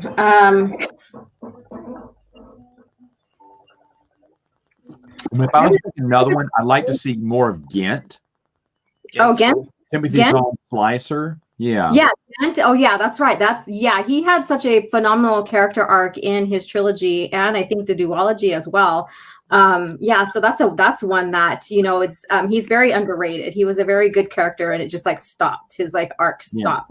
My brother was really into Ghent when he read the Spawn trilogy and asked me later on, he said, "Did they ever bring him back?" I said, "No, actually, they don't really mention him that much at all." Yeah, he made it back in the duology for a brief time, and then we didn't hear anything about him afterward. Kyle Katarn, or maybe even a little bit more of Kip Duran. So, how about this idea though? A Star Wars spy novel featuring Jan Ors. Oh, there you go. Yep, Jan Ors would be nice. She's vastly underused. And Winter too. Wire said Winter Akbar. No, right. I'm not including Akbar though. Okay, I'm just including Winter. All right, I've got it. I've got a character, and I've got why it works, and I even got the author that would do it. All right. Jabba. He's 600 years old, right? Mm-hmm. And he's into the crime. So you could do a story that's focusing on Jabba, but it's his point of view as a crime boss and like slowly taking advantage of the Republic as it gets bloated in bureaucracy and stuff. And you could have James Luceno write it, because who else is better at telling it in epic over literal decades of like the eroding Republic? It sounds like the Pablo Hidalgo biopic. I would like to see, as species, is more about the gangster underworld Hutt crime syndicate. have a little bit more of that as well. Yeah, like a dynamics. Game of Thrones-ish thing with huts. Maybe. Yeah, Basically, that would be cool. They're a bunch of Hutt families fighting for power. Beacons. Yeah. You know, Nar Shaddaa, you get to know Nar Shaddaa, and then more about Kessel and all that, and the underground syndicate that are all tied within that. I always said that I think that'd make a great story arc where the Hutts, and I even think that that's where, even though Troy Denning he didn't know where, who did that story? Like Christy Golden was going with her storyline at the end. But because I thought that was exactly what they were. Remember when they destroyed the fountain? I'm not. I hope this isn't spoilers, but the slaves were freed at that point. Mm-hmm. But then the Republic had to come in and rule that they had to still be slaves underneath the Hutts, and I bet that caused civil unrest. And then you have things shaken up where they're putting pressure to end slavery throughout the entire galaxy, and that's including Hutt space. So they do that. That's so funny. Hutt rises and Hutt dawn. What have you done, Dylan? but the thing is, I just have good ideas for stories. Okay, I but can't make the thing is, ideas. The Hutts fight back. I did like backtrack off of that too, so I added to the. Yeah. You're welcome. But the thing is, the Hutts fight back, and they combine, and they have this big army when they all combine together, and they bought off a lot of senators. They can cause trouble in the Senate. So I think it makes for a great story. They're a bunch of gangsters. Finally, the galaxy is cracking down on them, and they have deep roots. I mean, they have even roots through Black Sun. You know, maybe a Hutt rules Black Sun, and now Black Sun raises its ugly head again after so many years of being underground. I mean, I think that story has so much potential, and it's just, I thought it was just sitting there. But Troy Den's like, well, that's a very good theory, but he said I have no idea where she was going with that. I was like, oh man, I thought that's what because it's the villain who's always been there, but they need to go full. You know, I mean, go full, make it a gangster, series. Oh yeah, they find what is it? Whoever's in charge of the New Republic or Galactic Alliance, Admiral Dala is still in control. Maybe she goes to bed and she finds the head of a tauntaun in her bed. You must be the Godfather. I mean, come on. Anyway, I just thought, that'd be kind of funny, to have this, mafia thing going on, because Dala's got to root out the evil in the Senate, So she's got a storyline of stuff she has to do. She maybe relies on Leia to help her out. Since Leia's still Senate savvy, I think it just has an overall feel to where it looks really good. And we do kind of have an idea what happened when Jabba fell, because we get that from George Cardas and all that about when he fell and everything fell apart with the smuggling and the crime and the underworld syndicate from Tatooine. But it doesn't give us a clear idea of who was next in line to take over in the Huttese family, in his family, or whoever, because they're always vying for the leadership to be the crime lord. So it doesn't really expand on who took over or who wanted to take over. It just ends with him. So that would have been great to kind of.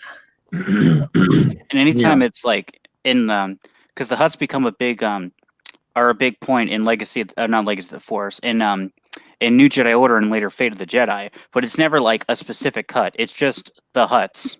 Yeah. That seems like they're replacing it to me. Yeah, we get a little bit in Han Solo trilogy on what the family structure in a sense, but that's all we get.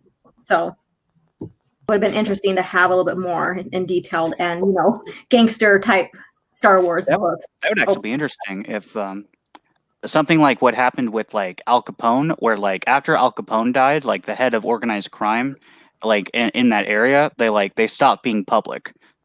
And if the Hutts almost did like a similar thing where it's like, let's not have like our main boss guy be like the public one. Let's just have him in the background so he's safe, I guess.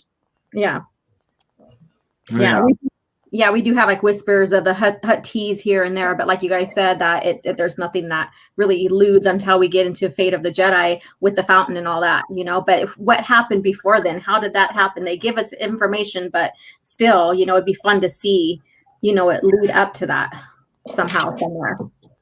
So yeah, I think they trade information. They fight dirty. They fight with Vong technology, which has been banned throughout the galaxy. I mean, you know, they have all those black market weapons. You know, they've kept them, and so I think they make for a formidable foe. And where are the Jedi during all this?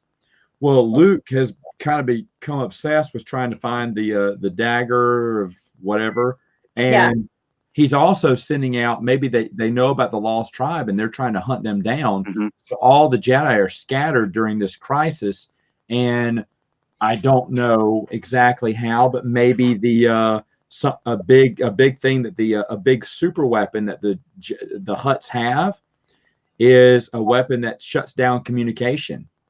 Think how damaging that would be. It doesn't really destroy ships, but you lose communication with people. So you have to use message pods or something like that. You know, they got some kind of a giant signal jammer, you know, that they've established in certain areas and barricaded and everything. I'm just thinking out loud here, and that's why the Jedi. What if they disrupted the HoloNet itself?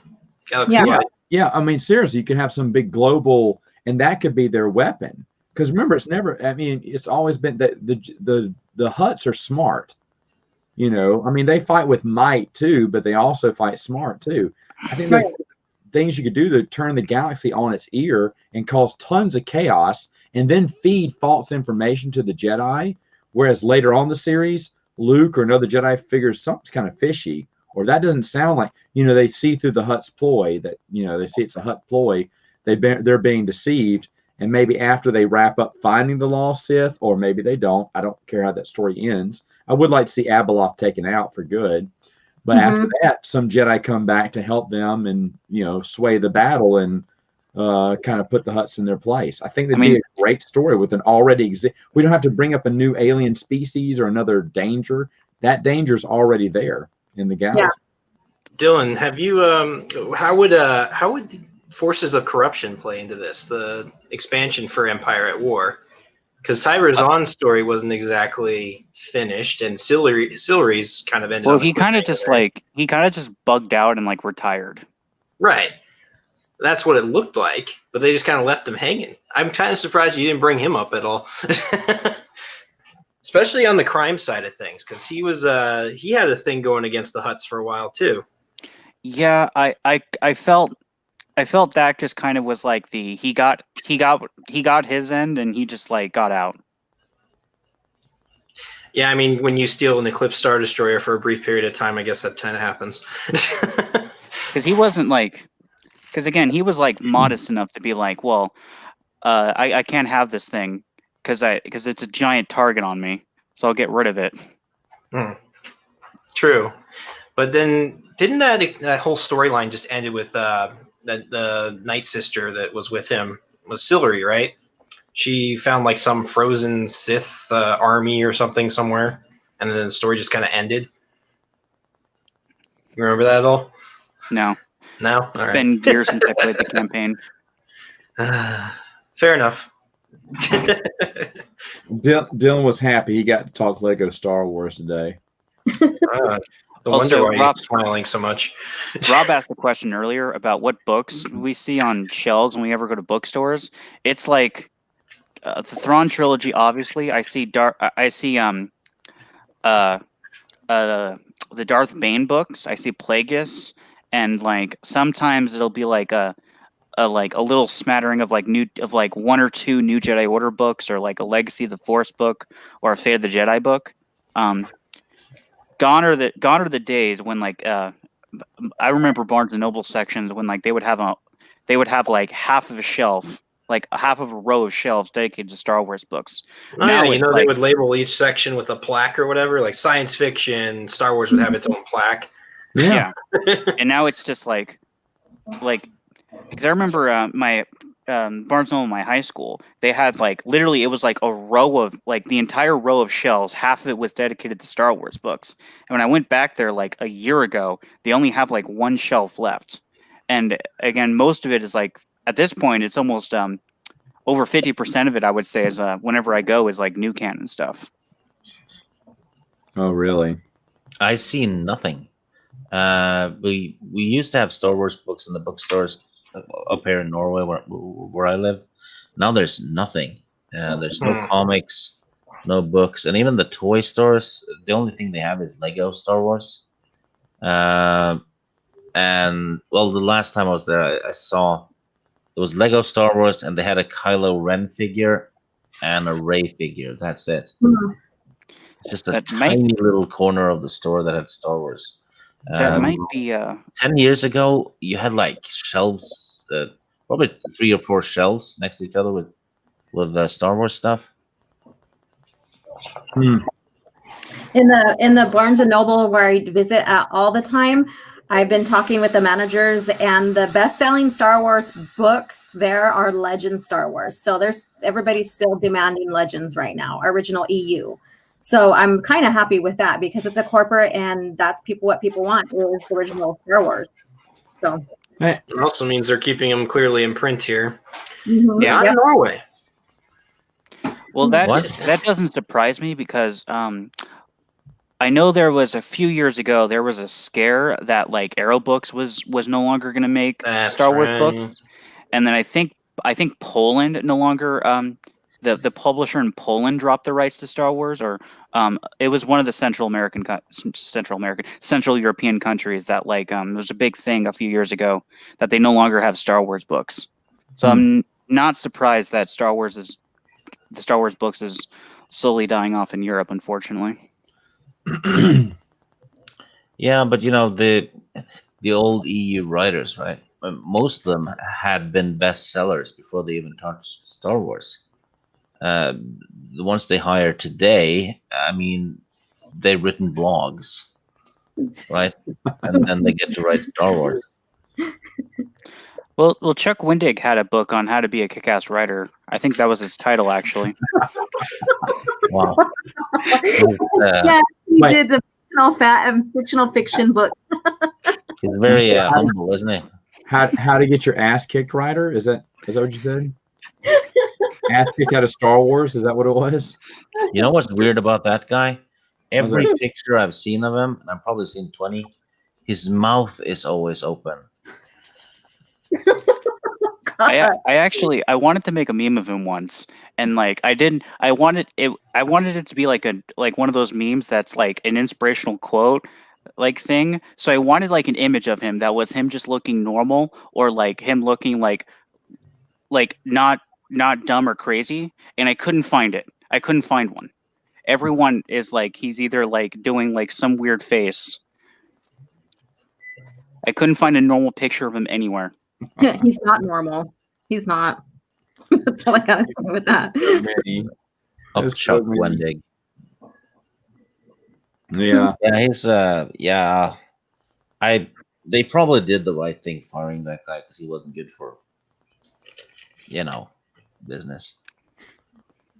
Well, you got Stig, I need your thoughts on Pando Lando.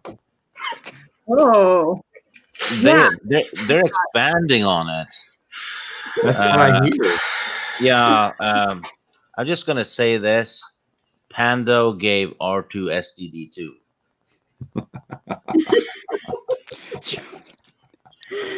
There are times I am very, very happy I'm not following the new canon. And this is one of them, right, Brian? Yes, this is most certainly one of them. And now the Falcon doesn't have a unique, there's no uniqueness to it now that we read about anymore. It's because of a droid and having multiple personalities. That's what it is. So it retroactively makes that scene where in Empire Strikes Back when Lando goes, "What happened to your droid?" It makes that scene a little bit eerie now because he's. Well, he says, "I can get my people to fix it." Yeah, yeah, but but that contradicts because in the first meeting, there's he's looking at Leia, and C-3PO is trying to get his attention and mouthed off, and he's completely ignoring him and looking at Leia. Well, 3PO clearly wasn't his type. Yeah, Well, and when he goes, what have we here? You can tell he's actually looking at 3PO. Oh, he was just playing hard to get. Is that what you're saying? Falcon. I was going to say he was saying that to the Falcon because that's what have Yeah. we here? Oh, Lando touches droids. Okay, That sounds so horrible. that's his Matt, this is your maneuver at fault. You Nav. brought this remember up. when we were talking about board games? I know. I regret it now. Every time I hear a mouse droid squeal, I'm going to look for Lando. No. You put up from behind. Every Well, time that's what Lando it says, we have to back up the Here's droid. the thing. sounds Here's weird. the thing. It kind of upsets me because Lando's one of my favorite characters Yeah. in the expanded universe. He really is. I love L. Neil Smith's Lando trilogy. It's got some humor. I don't think he's the poor man's Han Solo. I think he's he's totally, in a lot of ways, he's different from Han. He's not about to risk his life if he has to. Lando's slick and he tries to talk his way out of things. He's much better at it than Han. He has a little bit more class in a way than Han. He's also more intelligent, I'd say, than Han. I would say that too, because now Han Solo is very quick-witted and everything, and he can get himself. He's a great pilot. He can get himself out of jam. Lando is not a pilot. He doesn't mind admitting that, but he has a mind for business, and he has a mind for making money, making his fortune. And he's good at cards, and he's a womanizer too. But he dresses nice. He's got some, He's got that charisma. He's got that charisma. Han Solo is more impulsive, while Lando is calculating. Yeah. Mm-hmm. Yeah. So they're opposites. They're not, they're not similar, really. Yeah, no, they aren't, and I just always loved his character. The expanded universe brought him in here and there, and then eventually they just dropped him off by the wayside. I mean, they said, well, he can't be in every adventure because he probably had his own thing going on. Yeah, true. He was always running some business and making, milking that business for all it was worth, and then moving to the next one. But to be honest, he would lend a helping hand. He's lend a helping hand to the rebellion. He helped out the New Republic. I think he'd still be around. I just, but it got really bad when Del Rey took over, because they just, besides a few appearances in New Jedi Order, he is almost completely dropped. And I'm like, why? I think he's just such an interesting character.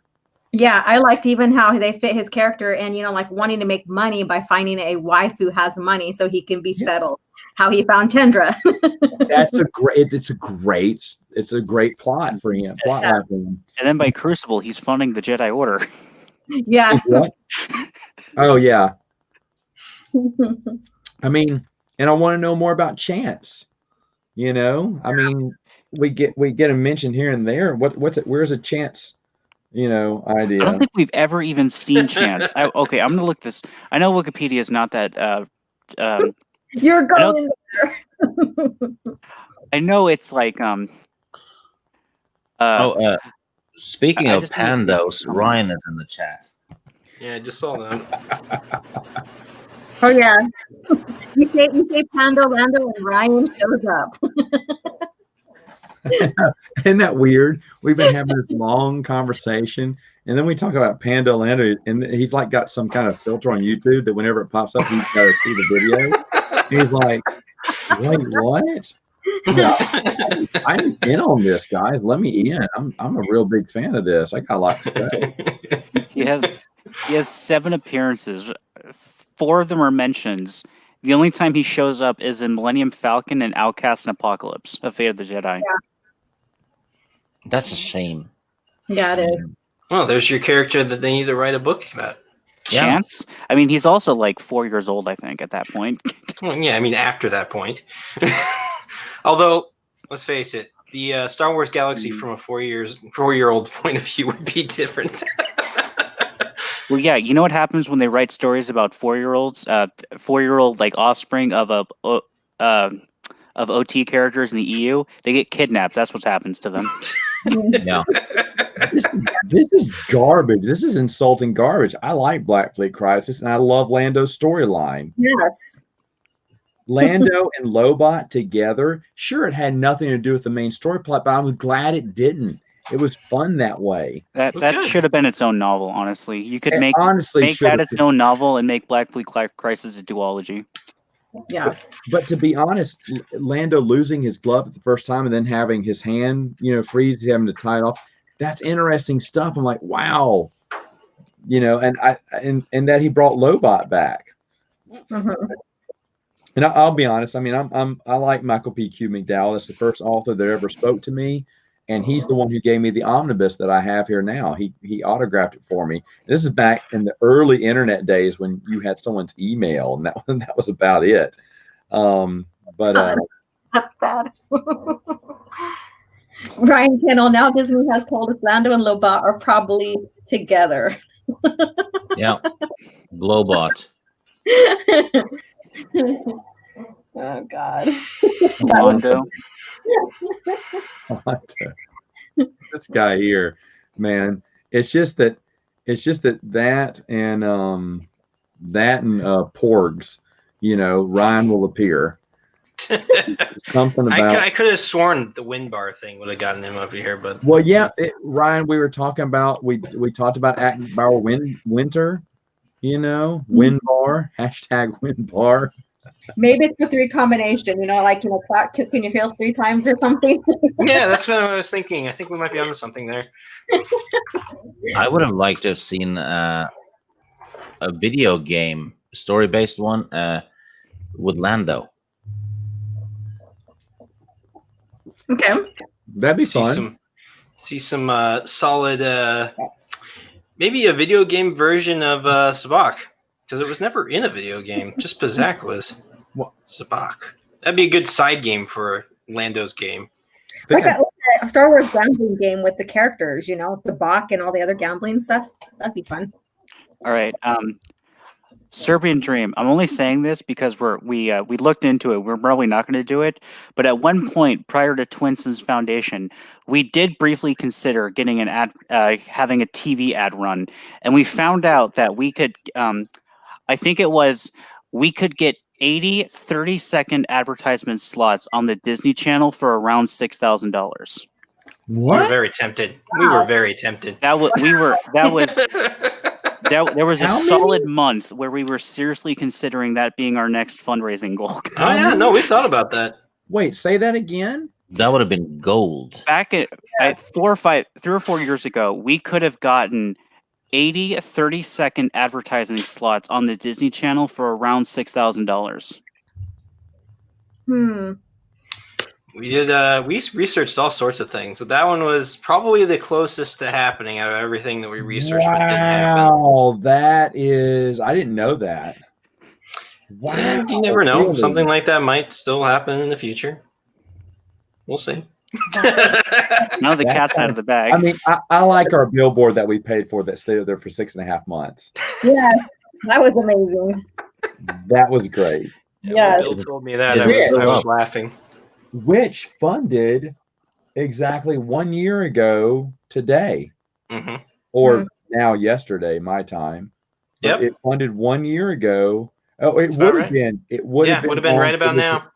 It was about 2 a.m. I think, or it's about right now.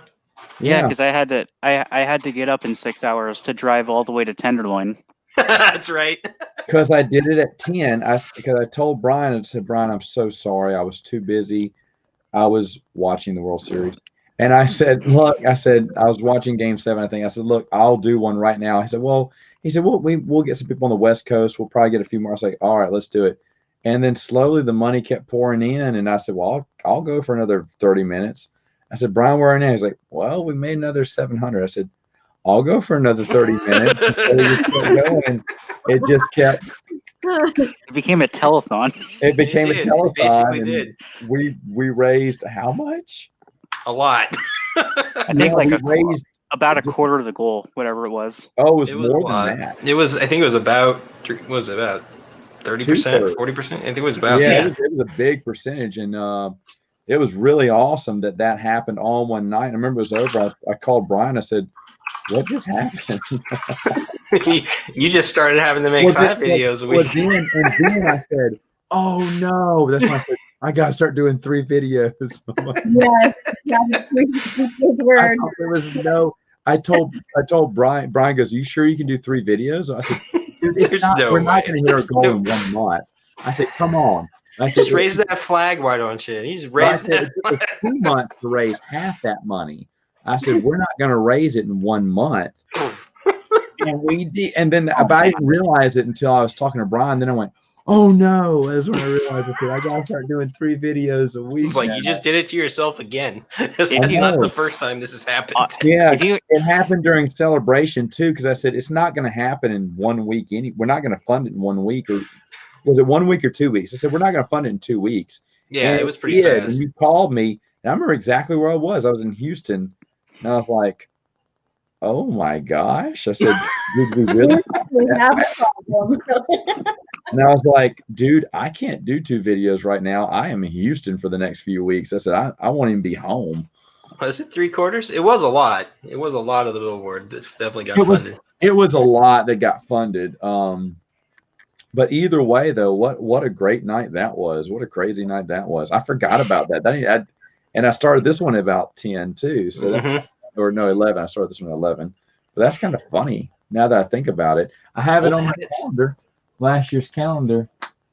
Funded Star Wars billboard. Oh, there it is. $2,200 in 2 hours on a live stream. Not bad. $2,200 in 2 hours. That's what it was. That was awesome. Awesome. That was a fun night. And then I just stayed on later, I remember. Because I didn't call you till it was like 2 a.m. my time. I was like, what happened? It was great. Because I mean, fans were getting excited. People who were it was payday for a lot of people. And so people were pitching in here and there. And it was a good time. Yeah, it was. And we were having fun. We were having a great time, and it got funded. But to be honest, it was up there for months. And that was the great thing about it. And it definitely got seen plenty of times in that time frame too. Yeah, and I'll still say this. I think that's the reason Kathleen Kennedy 180'd on her. Oh, we do have expanded universe material. We have books because she knew she's walking by she's looking at the billboard right outside her office. I mean, for crying out loud. I mean, she knew the fans aren't stupid, so she had to admit that, oh yeah, we have books, we have comic books we can pull from. Yeah, you've been pulling from this whole time. And they there's that source material. And they even pulled from it in the new Mandalorian episode. Because the setup for that Great Dragon trap, that was straight out of KOTOR. I heard something about that. So yeah, there's the that's Knights of the Old Republic 1 when they go to find the star map in the Krayt Dragon's cave, right? And they have to lure the Krayt Dragon out into a bunch of mines. Yeah, I liked the episode. Visually, it was fantastic, but there's one thing in it that kind of ruined it because the Tusken Raiders used the Bantha as bait. Tusken Raiders would not do that. Yeah. What? Yeah. Even in Disney canon, because they have the same Tusken Raider lore, that's a big no-no. Yeah, nothing about that sounds right to me. No, it doesn't. And I mean, Dick talked about this morning, and I kind of addressed it on Twitter. And boy, did I get a laugh. People coming back at me. Well, they just had all these excuses or whatever. I'm like, you need to read into the lore about the Tusken Raiders. In both canons, they honor their banthas, that they worship them as part of who they are. They would never put them in jeopardy. So. And when correct me if I'm wrong, when their bantha dies, they go out into the desert too, right? Yes. Yeah. Mm-hmm. Yeah, they die. They walk away from they break away from their tribe. What was that in? Because I do remember reading that sometime. What was that in? It was in the and in the Outlander comics, with Ashura Death. Yeah. Must have read those at some point. I do remember reading that. Yeah. Yeah. So that was odd. That was really odd. But I mean, I guess I'll go there. You know, it is a Filoni production.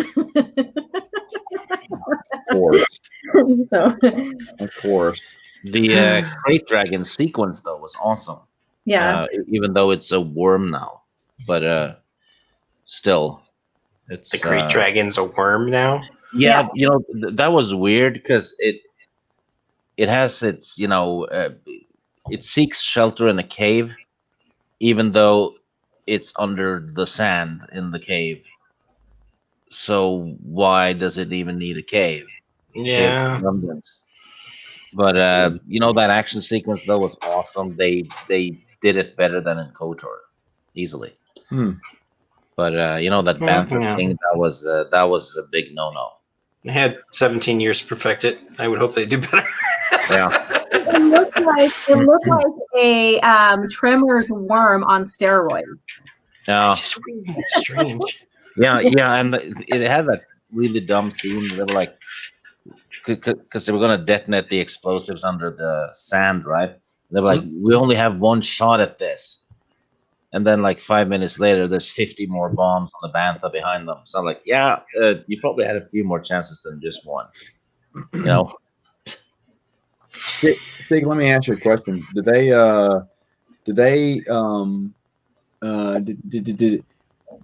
they celebrate Halloween in Norway? It's more like a commercial thing, but it hasn't really taken off, and kids do go from door to door to get candy and all that, but it's not a huge thing. And it's actually Halloween now in Norway. It's because we're past midnight. Oh, did you dress up? No, I'm in my underpants. Oh, where's your goggles and your helmet? In the bedroom. Oh, okay. Well, that's scary too. With the girl dressed up like I don't think I know that story, Stig. Your story. Oh yeah, you want to hear a story? Yeah, tell us a story.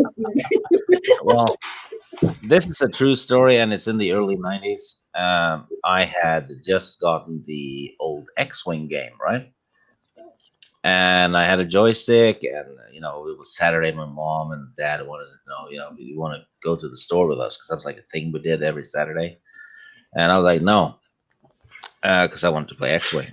So I went into the room where we had the computer, and it was summer, and I was still wearing boxers, and I had this old bicycle helmet, and swimming goggles, and I had a piece of an old breath mask thing that I had taped to the side of the helmet. So I put that on for immersion, right? Because it's kind of like an X-Wing helmet, right? Right. So I was sitting there in my underwear, wearing a bicycle helmet and swimming goggles, with a piece of a gas mask thing dangling from my cheek. And I was sitting there, stay on target and all that, completely immersed. Then I turned to my right, and I see my mom standing in the doorway, looking very disturbed and disapproving. And I'm not kidding. After that day, she never approved of me playing video games. It was like something happened. Not my son. I can't see what was wrong with any part of that situation there, Steve. No, but in hindsight, when you look back at it, you're not exactly proud either. Well, I'll tell everyone how this story ended. So Stig called his mom a bimbo and got grounded for a week. Yeah. Hey Dylan, what are you dressing up for Halloween? Brian, what are you going as for Halloween? I am not dressing up. If I'm going to dress up as anything, it's the guy hiding in this house. OG? Oh, I don't know. I was thinking about a devil. I'm supposed to be on a live stream tomorrow night, so I was thinking about dressing up as a devil. Sounds fiendish. A Twi'lek devil? Maybe. Well, that would be an interesting twist now, wouldn't it? You better watch out. You may find a Norwegian visitor. Still got time, Steve. Yeah, pretty far away, and no. No, I got other things to do. I'm tired. I'm going to read the Darth Talon novels. Comics. That'll be nice too. Yeah, I am going as in my Jedi costume that you've seen me do the reviews in. My little girls, as two of these guys know, Amelia gave them little Ewok costumes. When she bought them, it was early this year, and they were too tiny. But now they've grown into them, and so they're going to be two little Ewoks. You know, photos are going to be required, right? I have to say that for Amelia's sake. And to be honest, if I can get both of them smiling in their Ewok outfits, that's going to be my new profile pic instantly. Two smiling little Ewoks. So they are super fun kids. They dress up as Cabbage Patch Girls today. That sounds adorable. I'm telling you. But as Ewoks, they're going to be super fun to walk around. So we're going to go to a few places, not that many, and then seeing on what happens with me. I'm probably going to go back to the haunted car wash because they need help on Halloween, and supposedly I was a big hit. So can't imagine that. Car wash. Yeah, they're doing haunted car washes a lot because people stay in their cars. You know, they get scared and get their car washed at the same time, and it's a charity thing. All the donations are going to split between a couple of charities, and they asked me if I wanted to do it. Actually, they asked my wife if I wanted to do it. My agent said yes, so I did it, and I stayed the whole night. And then they asked if they knew I said no to tomorrow night, but I told them I'd try to make it at least for a little while. It was fun. And they had cars lined up down the road, man. I mean, there were hundreds of cars that came through there. It was a lot of fun, though. Nice. I won't be a Jedi. I'll dress as Chuck Wendig, probably. Scare the bejesus out of Just don't be standing in front of the car when you do that. They'll run you down. Yeah, and if you're in the car wash, don't have your mouth open like he does. Oh. But then you'll be out of character. I'm telling you. I just, who do you go as? I don't know. But it was a lot of fun. That's why I'm up a little bit more. I ate late, so I wanted to stay up a little bit late, let everything digest. Get through it. But yeah, so I mean that's what I'm doing, and the girls aren't going many places, just to family. Basically, they're gonna get their little candy. I would not let them eat any of it, but the missus is very lenient on candy with them. So gotta do what to say. Gotta give the kids sweets. Gotta give them sweets, right? We all know who it actually goes to, though. Yeah. What? You all know who it actually goes to, though. Yeah. Mom and Dad always get the sweets. Shoot. I never did. I'm going to talk about this tomorrow on Saturday Morning Sam Flange. I never went trick-or-treating as a kid. No? No. Remember, it was devil stuff. And now my parents celebrate it with everyone else. But back then, no, couldn't do that. And so I never really went trick-or-treating. And so when we give the topic is top 5, I think, Halloween memories. I'm like, okay, all mine started at college or past college. You're a late bloomer. No. Yeah, for real. We always had fun celebrating Halloween at my house, but probably the most memorable thing I can ever remember from all the Halloweens was my parents would always make the kids who were, mid to late teens that were still trick-or-treating, they had to sing a song if they wanted to get any candy. Shut up. And it was worth it too, because my parents handed out like the full-size Hershey bars as their candy for everybody, so it made it tempting. It was. We had a lot of singing going on. Hey, Stig, what's the best candy bar? Well, probably some Norwegian chocolate thing. Well, I'm listening. What's the best Norwegian chocolate bar? It's called Stratos. Yep. I Oh, agree. you've had it? My son was stationed. I have kids. My son was stationed in Norway for a little bit, and he helped out with some whatever the Marines were helping out the Norwegian government with, and he of course got into the culture there and stuff, and he really loved the chocolate, so he purchases that all the time. Wow. It's really good, really really good, high quality. Oh wow. Yeah, it's considered the third best chocolate in the world, Norwegian chocolate. What's the first two? I think it's Swiss and Dutch, maybe. Dutch, okay. Yeah, something like that. But we're in third place, which is pretty good for a nation of I don't know, 6 million people. That's a great deal. You can get 3 of them for $33 with $4.32 estimated tax on eBay right now. Yeah. It's still like, where do I get these? They're not on. Hold on, they're not on Amazon. No, they're just on eBay. What's it called again? How do you spell it? Stratos. Yeah, Stratos. What's with the blue cow? Don't know. He's like, I don't know. I just eat it. Yeah, it's like chocolate. You need like milk for chocolate. I don't see it. Is it Stratos? TOS? Yeah, it's not on eBay. Maybe it's made from. I mean, it's not on Amazon. Excuse me. Oh, it's only on eBay, huh? There's gonna be this big, giant search for Stratos. Yeah, a used Stratos chocolate on eBay. Chocolate. That's so bad. There is one here, but the seller is Stig. You're selling it. No, I'm eating it. Oh wow, they got cookies and cream, salted caramel, different types. Okay, there you go. It's got a blue cow on it, so yeah. It's on originfoodstore.com.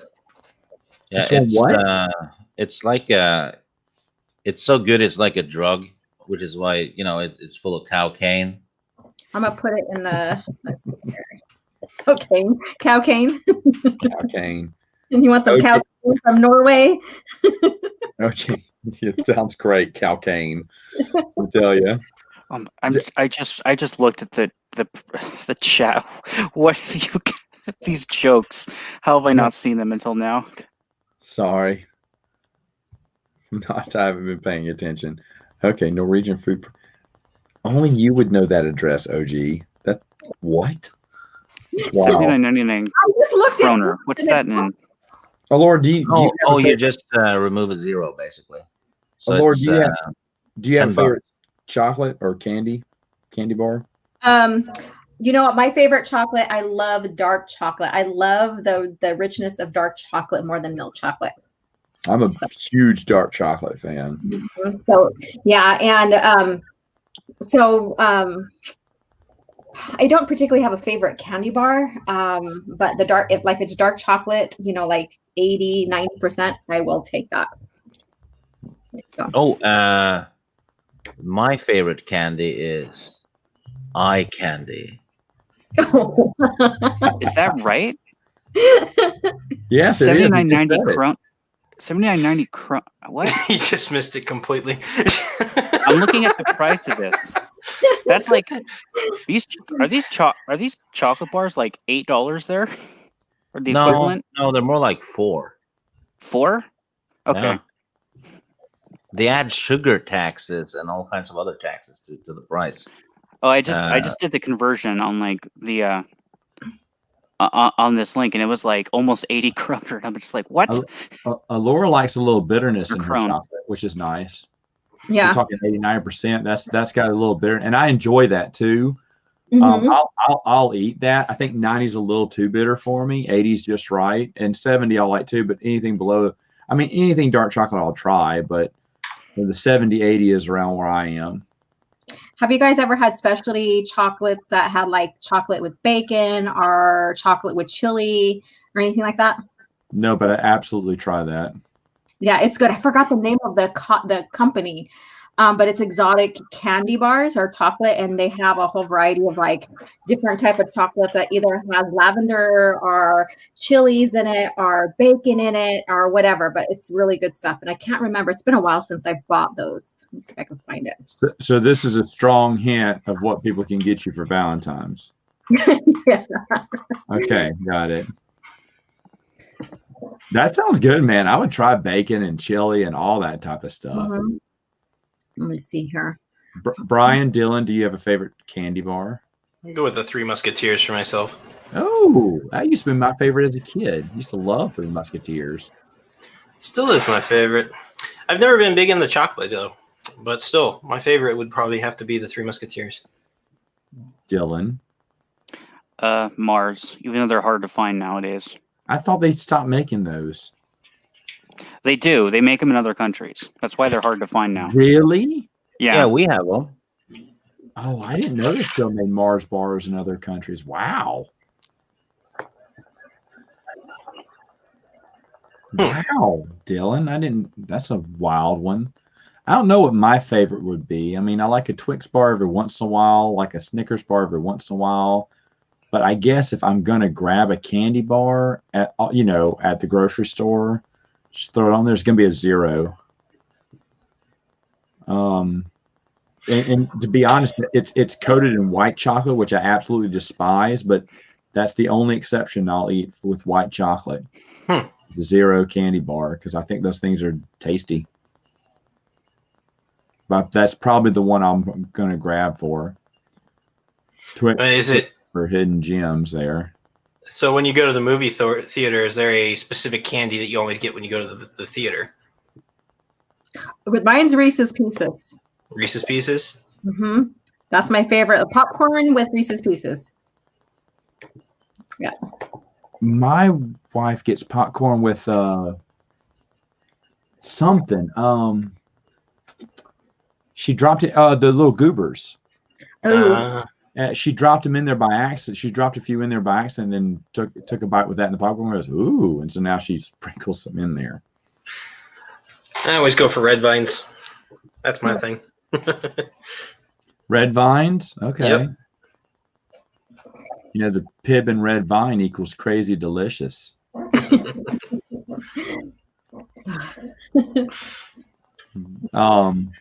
have a friend of mine. We quote that Saturday Night Live skit constantly to one another. Well,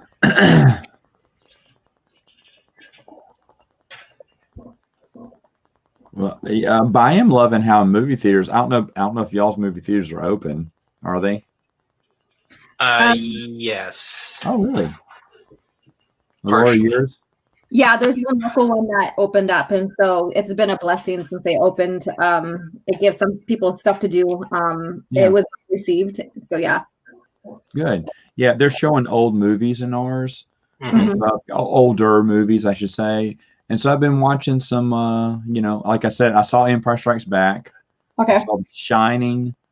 I've stayed in the Stanley Hotel. Well, not stayed there, but I've been up and toured the Stanley Hotel. Oh, shut up. Really? Well, I am from the town that's just right below it, Fort Collins, originally. And I took my family back that way like a few years ago, and we drove up to Estes Park and went to Stanley's Hotel. Yes. Would you say that that hotel is a shining example of a good hotel? Yes, it is.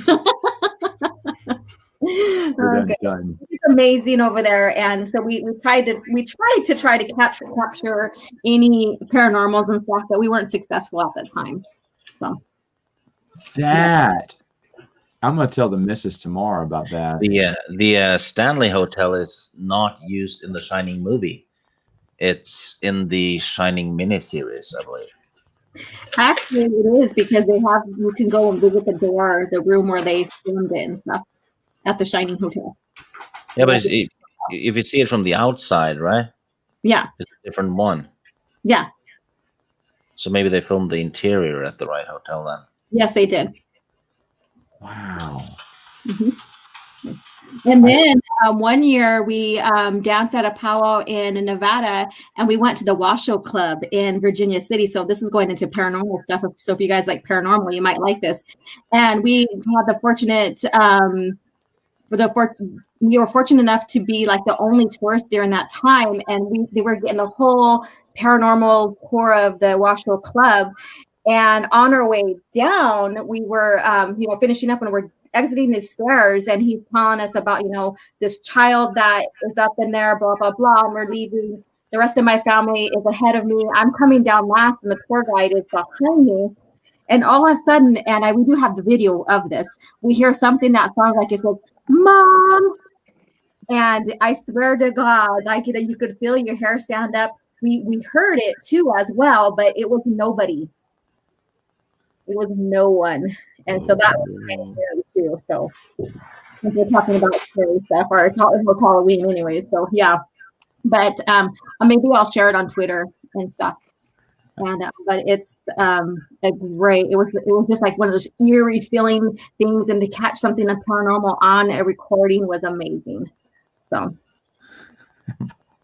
I remember you reminded me of the spookiest thing that ever happened to me. I was in college, I think, or fresh out of college, and I was living in a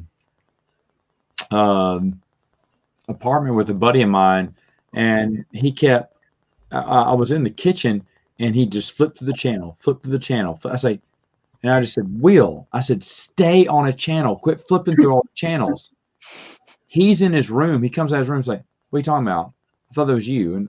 And we walk into the living room, and the TV is flipping channels.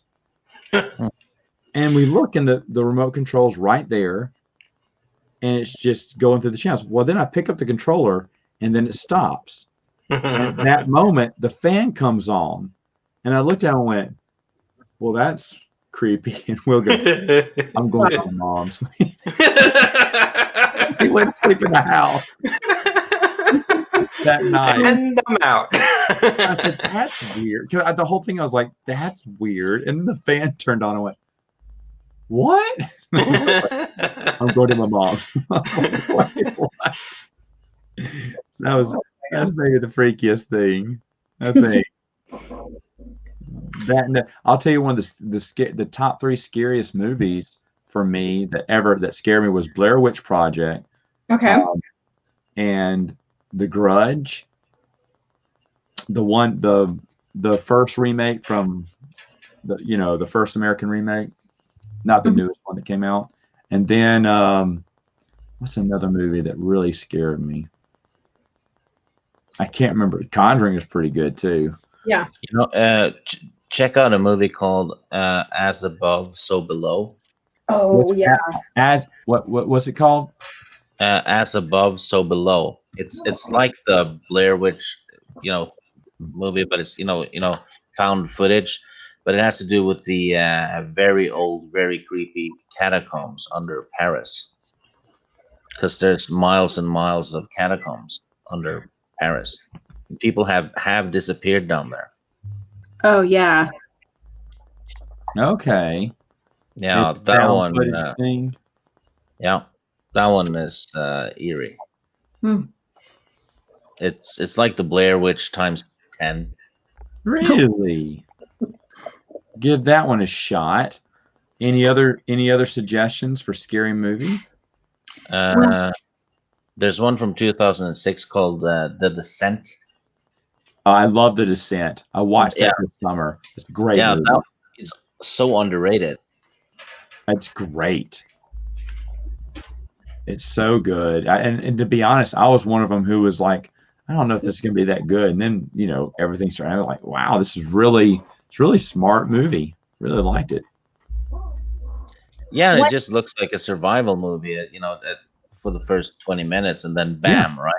And then it just takes a left turn and goes down that alley. It's great. Yeah. I think the one movie that scared me at the time frame when I was, I think, preteen probably was Nightmare on Elm Street. But I have a reason why. I forget which one we were watching. but it was late at night. My aunt, had just came back, and she was kind of, she was intoxicated, fell asleep on the couch, and we were watching Scary Stories. So we put on Nightmare on Elm Street, and we're all getting into, all my cousins and me, and we're all curled up on the couch next to her watching that, getting scared from it.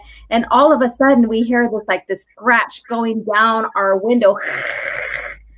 And we're jumping out of our skins, and we're like, what the heck? So we send our oldest cousin to check it out. What had happened, and it couldn't have happened in the most perfect of time, when you started to get into the intense and the drama and the slashing and all that. The cat had jumped off the ceiling and grabbed onto the screen and just slowly slid down with its nails against the screen. We basically almost, shit our pants at that time. That is hilarious. At the time, it was scarier than hell, but now it's something we can laugh about. But it was just perfect timing. That's hilarious. Yeah. If you're watching a sci-fi horror and you shit your pants, that would make it Close Encounters of the Third Kind. See, this is why they work well together. I love this. Number 2 will scare you. Step away. Number 2 will compel you. Yep. Brian, do you have a scary movie recommendation? Not my favorite genre, but I can tell you something kind of humorous about scary movies, or at least what I thought was a scary movie when I was a kid. I used to be petrified of those the demon dogs from Ghostbusters. Oh, yeah. Those things scared the heck out of me as a kid. Wow. Scared the heck out of me. When so I was had a kid, sorry. I had a lucid dream that I actually made friends with one in one of my dreams, and they kind of went away after that point. So it was kind of nice. Those kind of remind me of Vormskers now in the Star Wars. Those dogs from that. Yeah. A little bit. Yeah. Yeah. Jaws used to scare the crap out of me because I watched it when I was 10. And I grew up on a small island. And I had a lot of time in small boats and things, and we had tourists. I was pretty much like the location in Jaws, and being out in the boat, I used to look over the side of the boat and check for sharks quite frequently. What kind of sharks do you guys have in Norway, off the coast there? I'm trying to think. We have a couple of small ones, but I don't think they eat meat. They eat sea wedgies. They're classified as sharks. I know you have basking sharks up there, but those are filter feeders. Right. We do have sometimes we'll see a seal or two though, and there's some whales, but that's pretty much it. There's not really that many dangerous creatures in Norway. There's bears and the wolves. We have that, but that's pretty much it. Well, but that's just that's just the way it's got to be. Yeah, that's right. Yeah. I mean, you should see me play frisbee golf. I'm deadly. Only when he has the high ground, though. Yeah. Shoot. I mean, it's Norway. There's high ground everywhere. Actually, yeah. So that's why he's in Norway. Yeah, he always has the high ground. Yeah, this is a peak battlefield. Yeah, while Louisiana is constantly below the sea level, so we don't have a good match up there between the two of you. No, we don't. Don't try it, Matt. It's not worth it. Exactly right. It's one of those things. I was trying to find was Poltergeist. That was one I did see some of that scared me pretty good. Way back when too. I have not seen that one in quite some time. In fact, I'm trying to think if I ever saw it. I want to say I saw a lot of these scary movies in college because we weren't allowed to watch them growing up. And I don't remember, someone showed a clip of that and I just don't remember it. I mean, I know the famous phrase, they're here. I know all that, but I don't know. Mm-hmm. Like Children of the Corn. What do you guys think about that? Corny. Corny? It's creepy. I remember seeing that one a long time ago. That had Mark Hamill in it, didn't it? I think so. Mark Hamill and Christopher Reeves, the original one, I think. Yeah. Then the What People Under the Stairs or something like that. I remember that one. I don't know if I've seen it. Yeah. I'm like trying to think about all the classics. Yeah. So next week is when they're playing that Teenage Mutant Ninja Turtles movie, the 1991.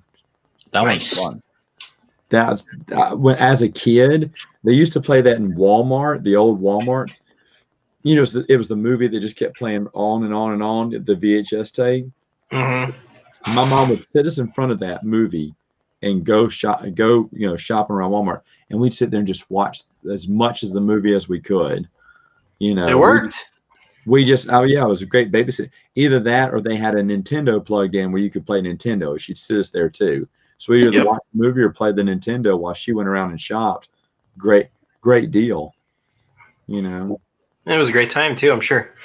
That's back when you just left your kids in the store anywhere and just walked around. Oh yeah. You could do that. Well, they were being watched by the movie and the Nintendo. Yeah. And Neo Valentine, I remember 13 Ghosts. Mm-hmm. I think we saw that just a few years ago too. That's the one where the girls, they're in this weird glass house, whatever, and there's that ghost in the bathtub, like all covered in blood. And she's like looking at that person because he didn't see the ghost in the bathtub. I remember that scene thinking, "Ooh, that's freaky," because she was just right there. Mm-hmm. Look at you going through all these different icons here. I know, I'm having fun with that. I'm telling you what. I like the Twin Suns Squadron patch earlier.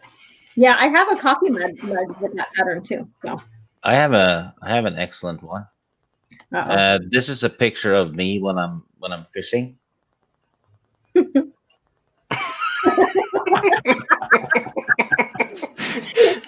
Just to make sure, he did say fishing, right? Yeah. Yeah. That's an interesting fishing pole you got there. I was going to say that's Dylan on Black Friday at the Lego store too. No, Dylan has two. Dylan has two. That's why they call them blowfish, because you have to use a bazooka to get them. Nice. That is great. That is great. This is my real face. Is it really? Yeah. Look at that. I've never seen it before. No, the only reason I'm not on camera is because I just don't have a camera. Oh. And I'm just, so it's not like I'm shy or anything. You shy? Yeah, no. Look at that. The Stig Kenobi. Mm-hmm. I never saw face reveal. Yeah. That's awesome. You do kind of favor Obi-Wan. Then I have another one that I took it while I was drunk because I was showing my friend what you're supposed to look like in the 80s, and it ended up like this. Oh, that's badass Stig right there. Look at that. Yeah. You're the disease and I'm the cure.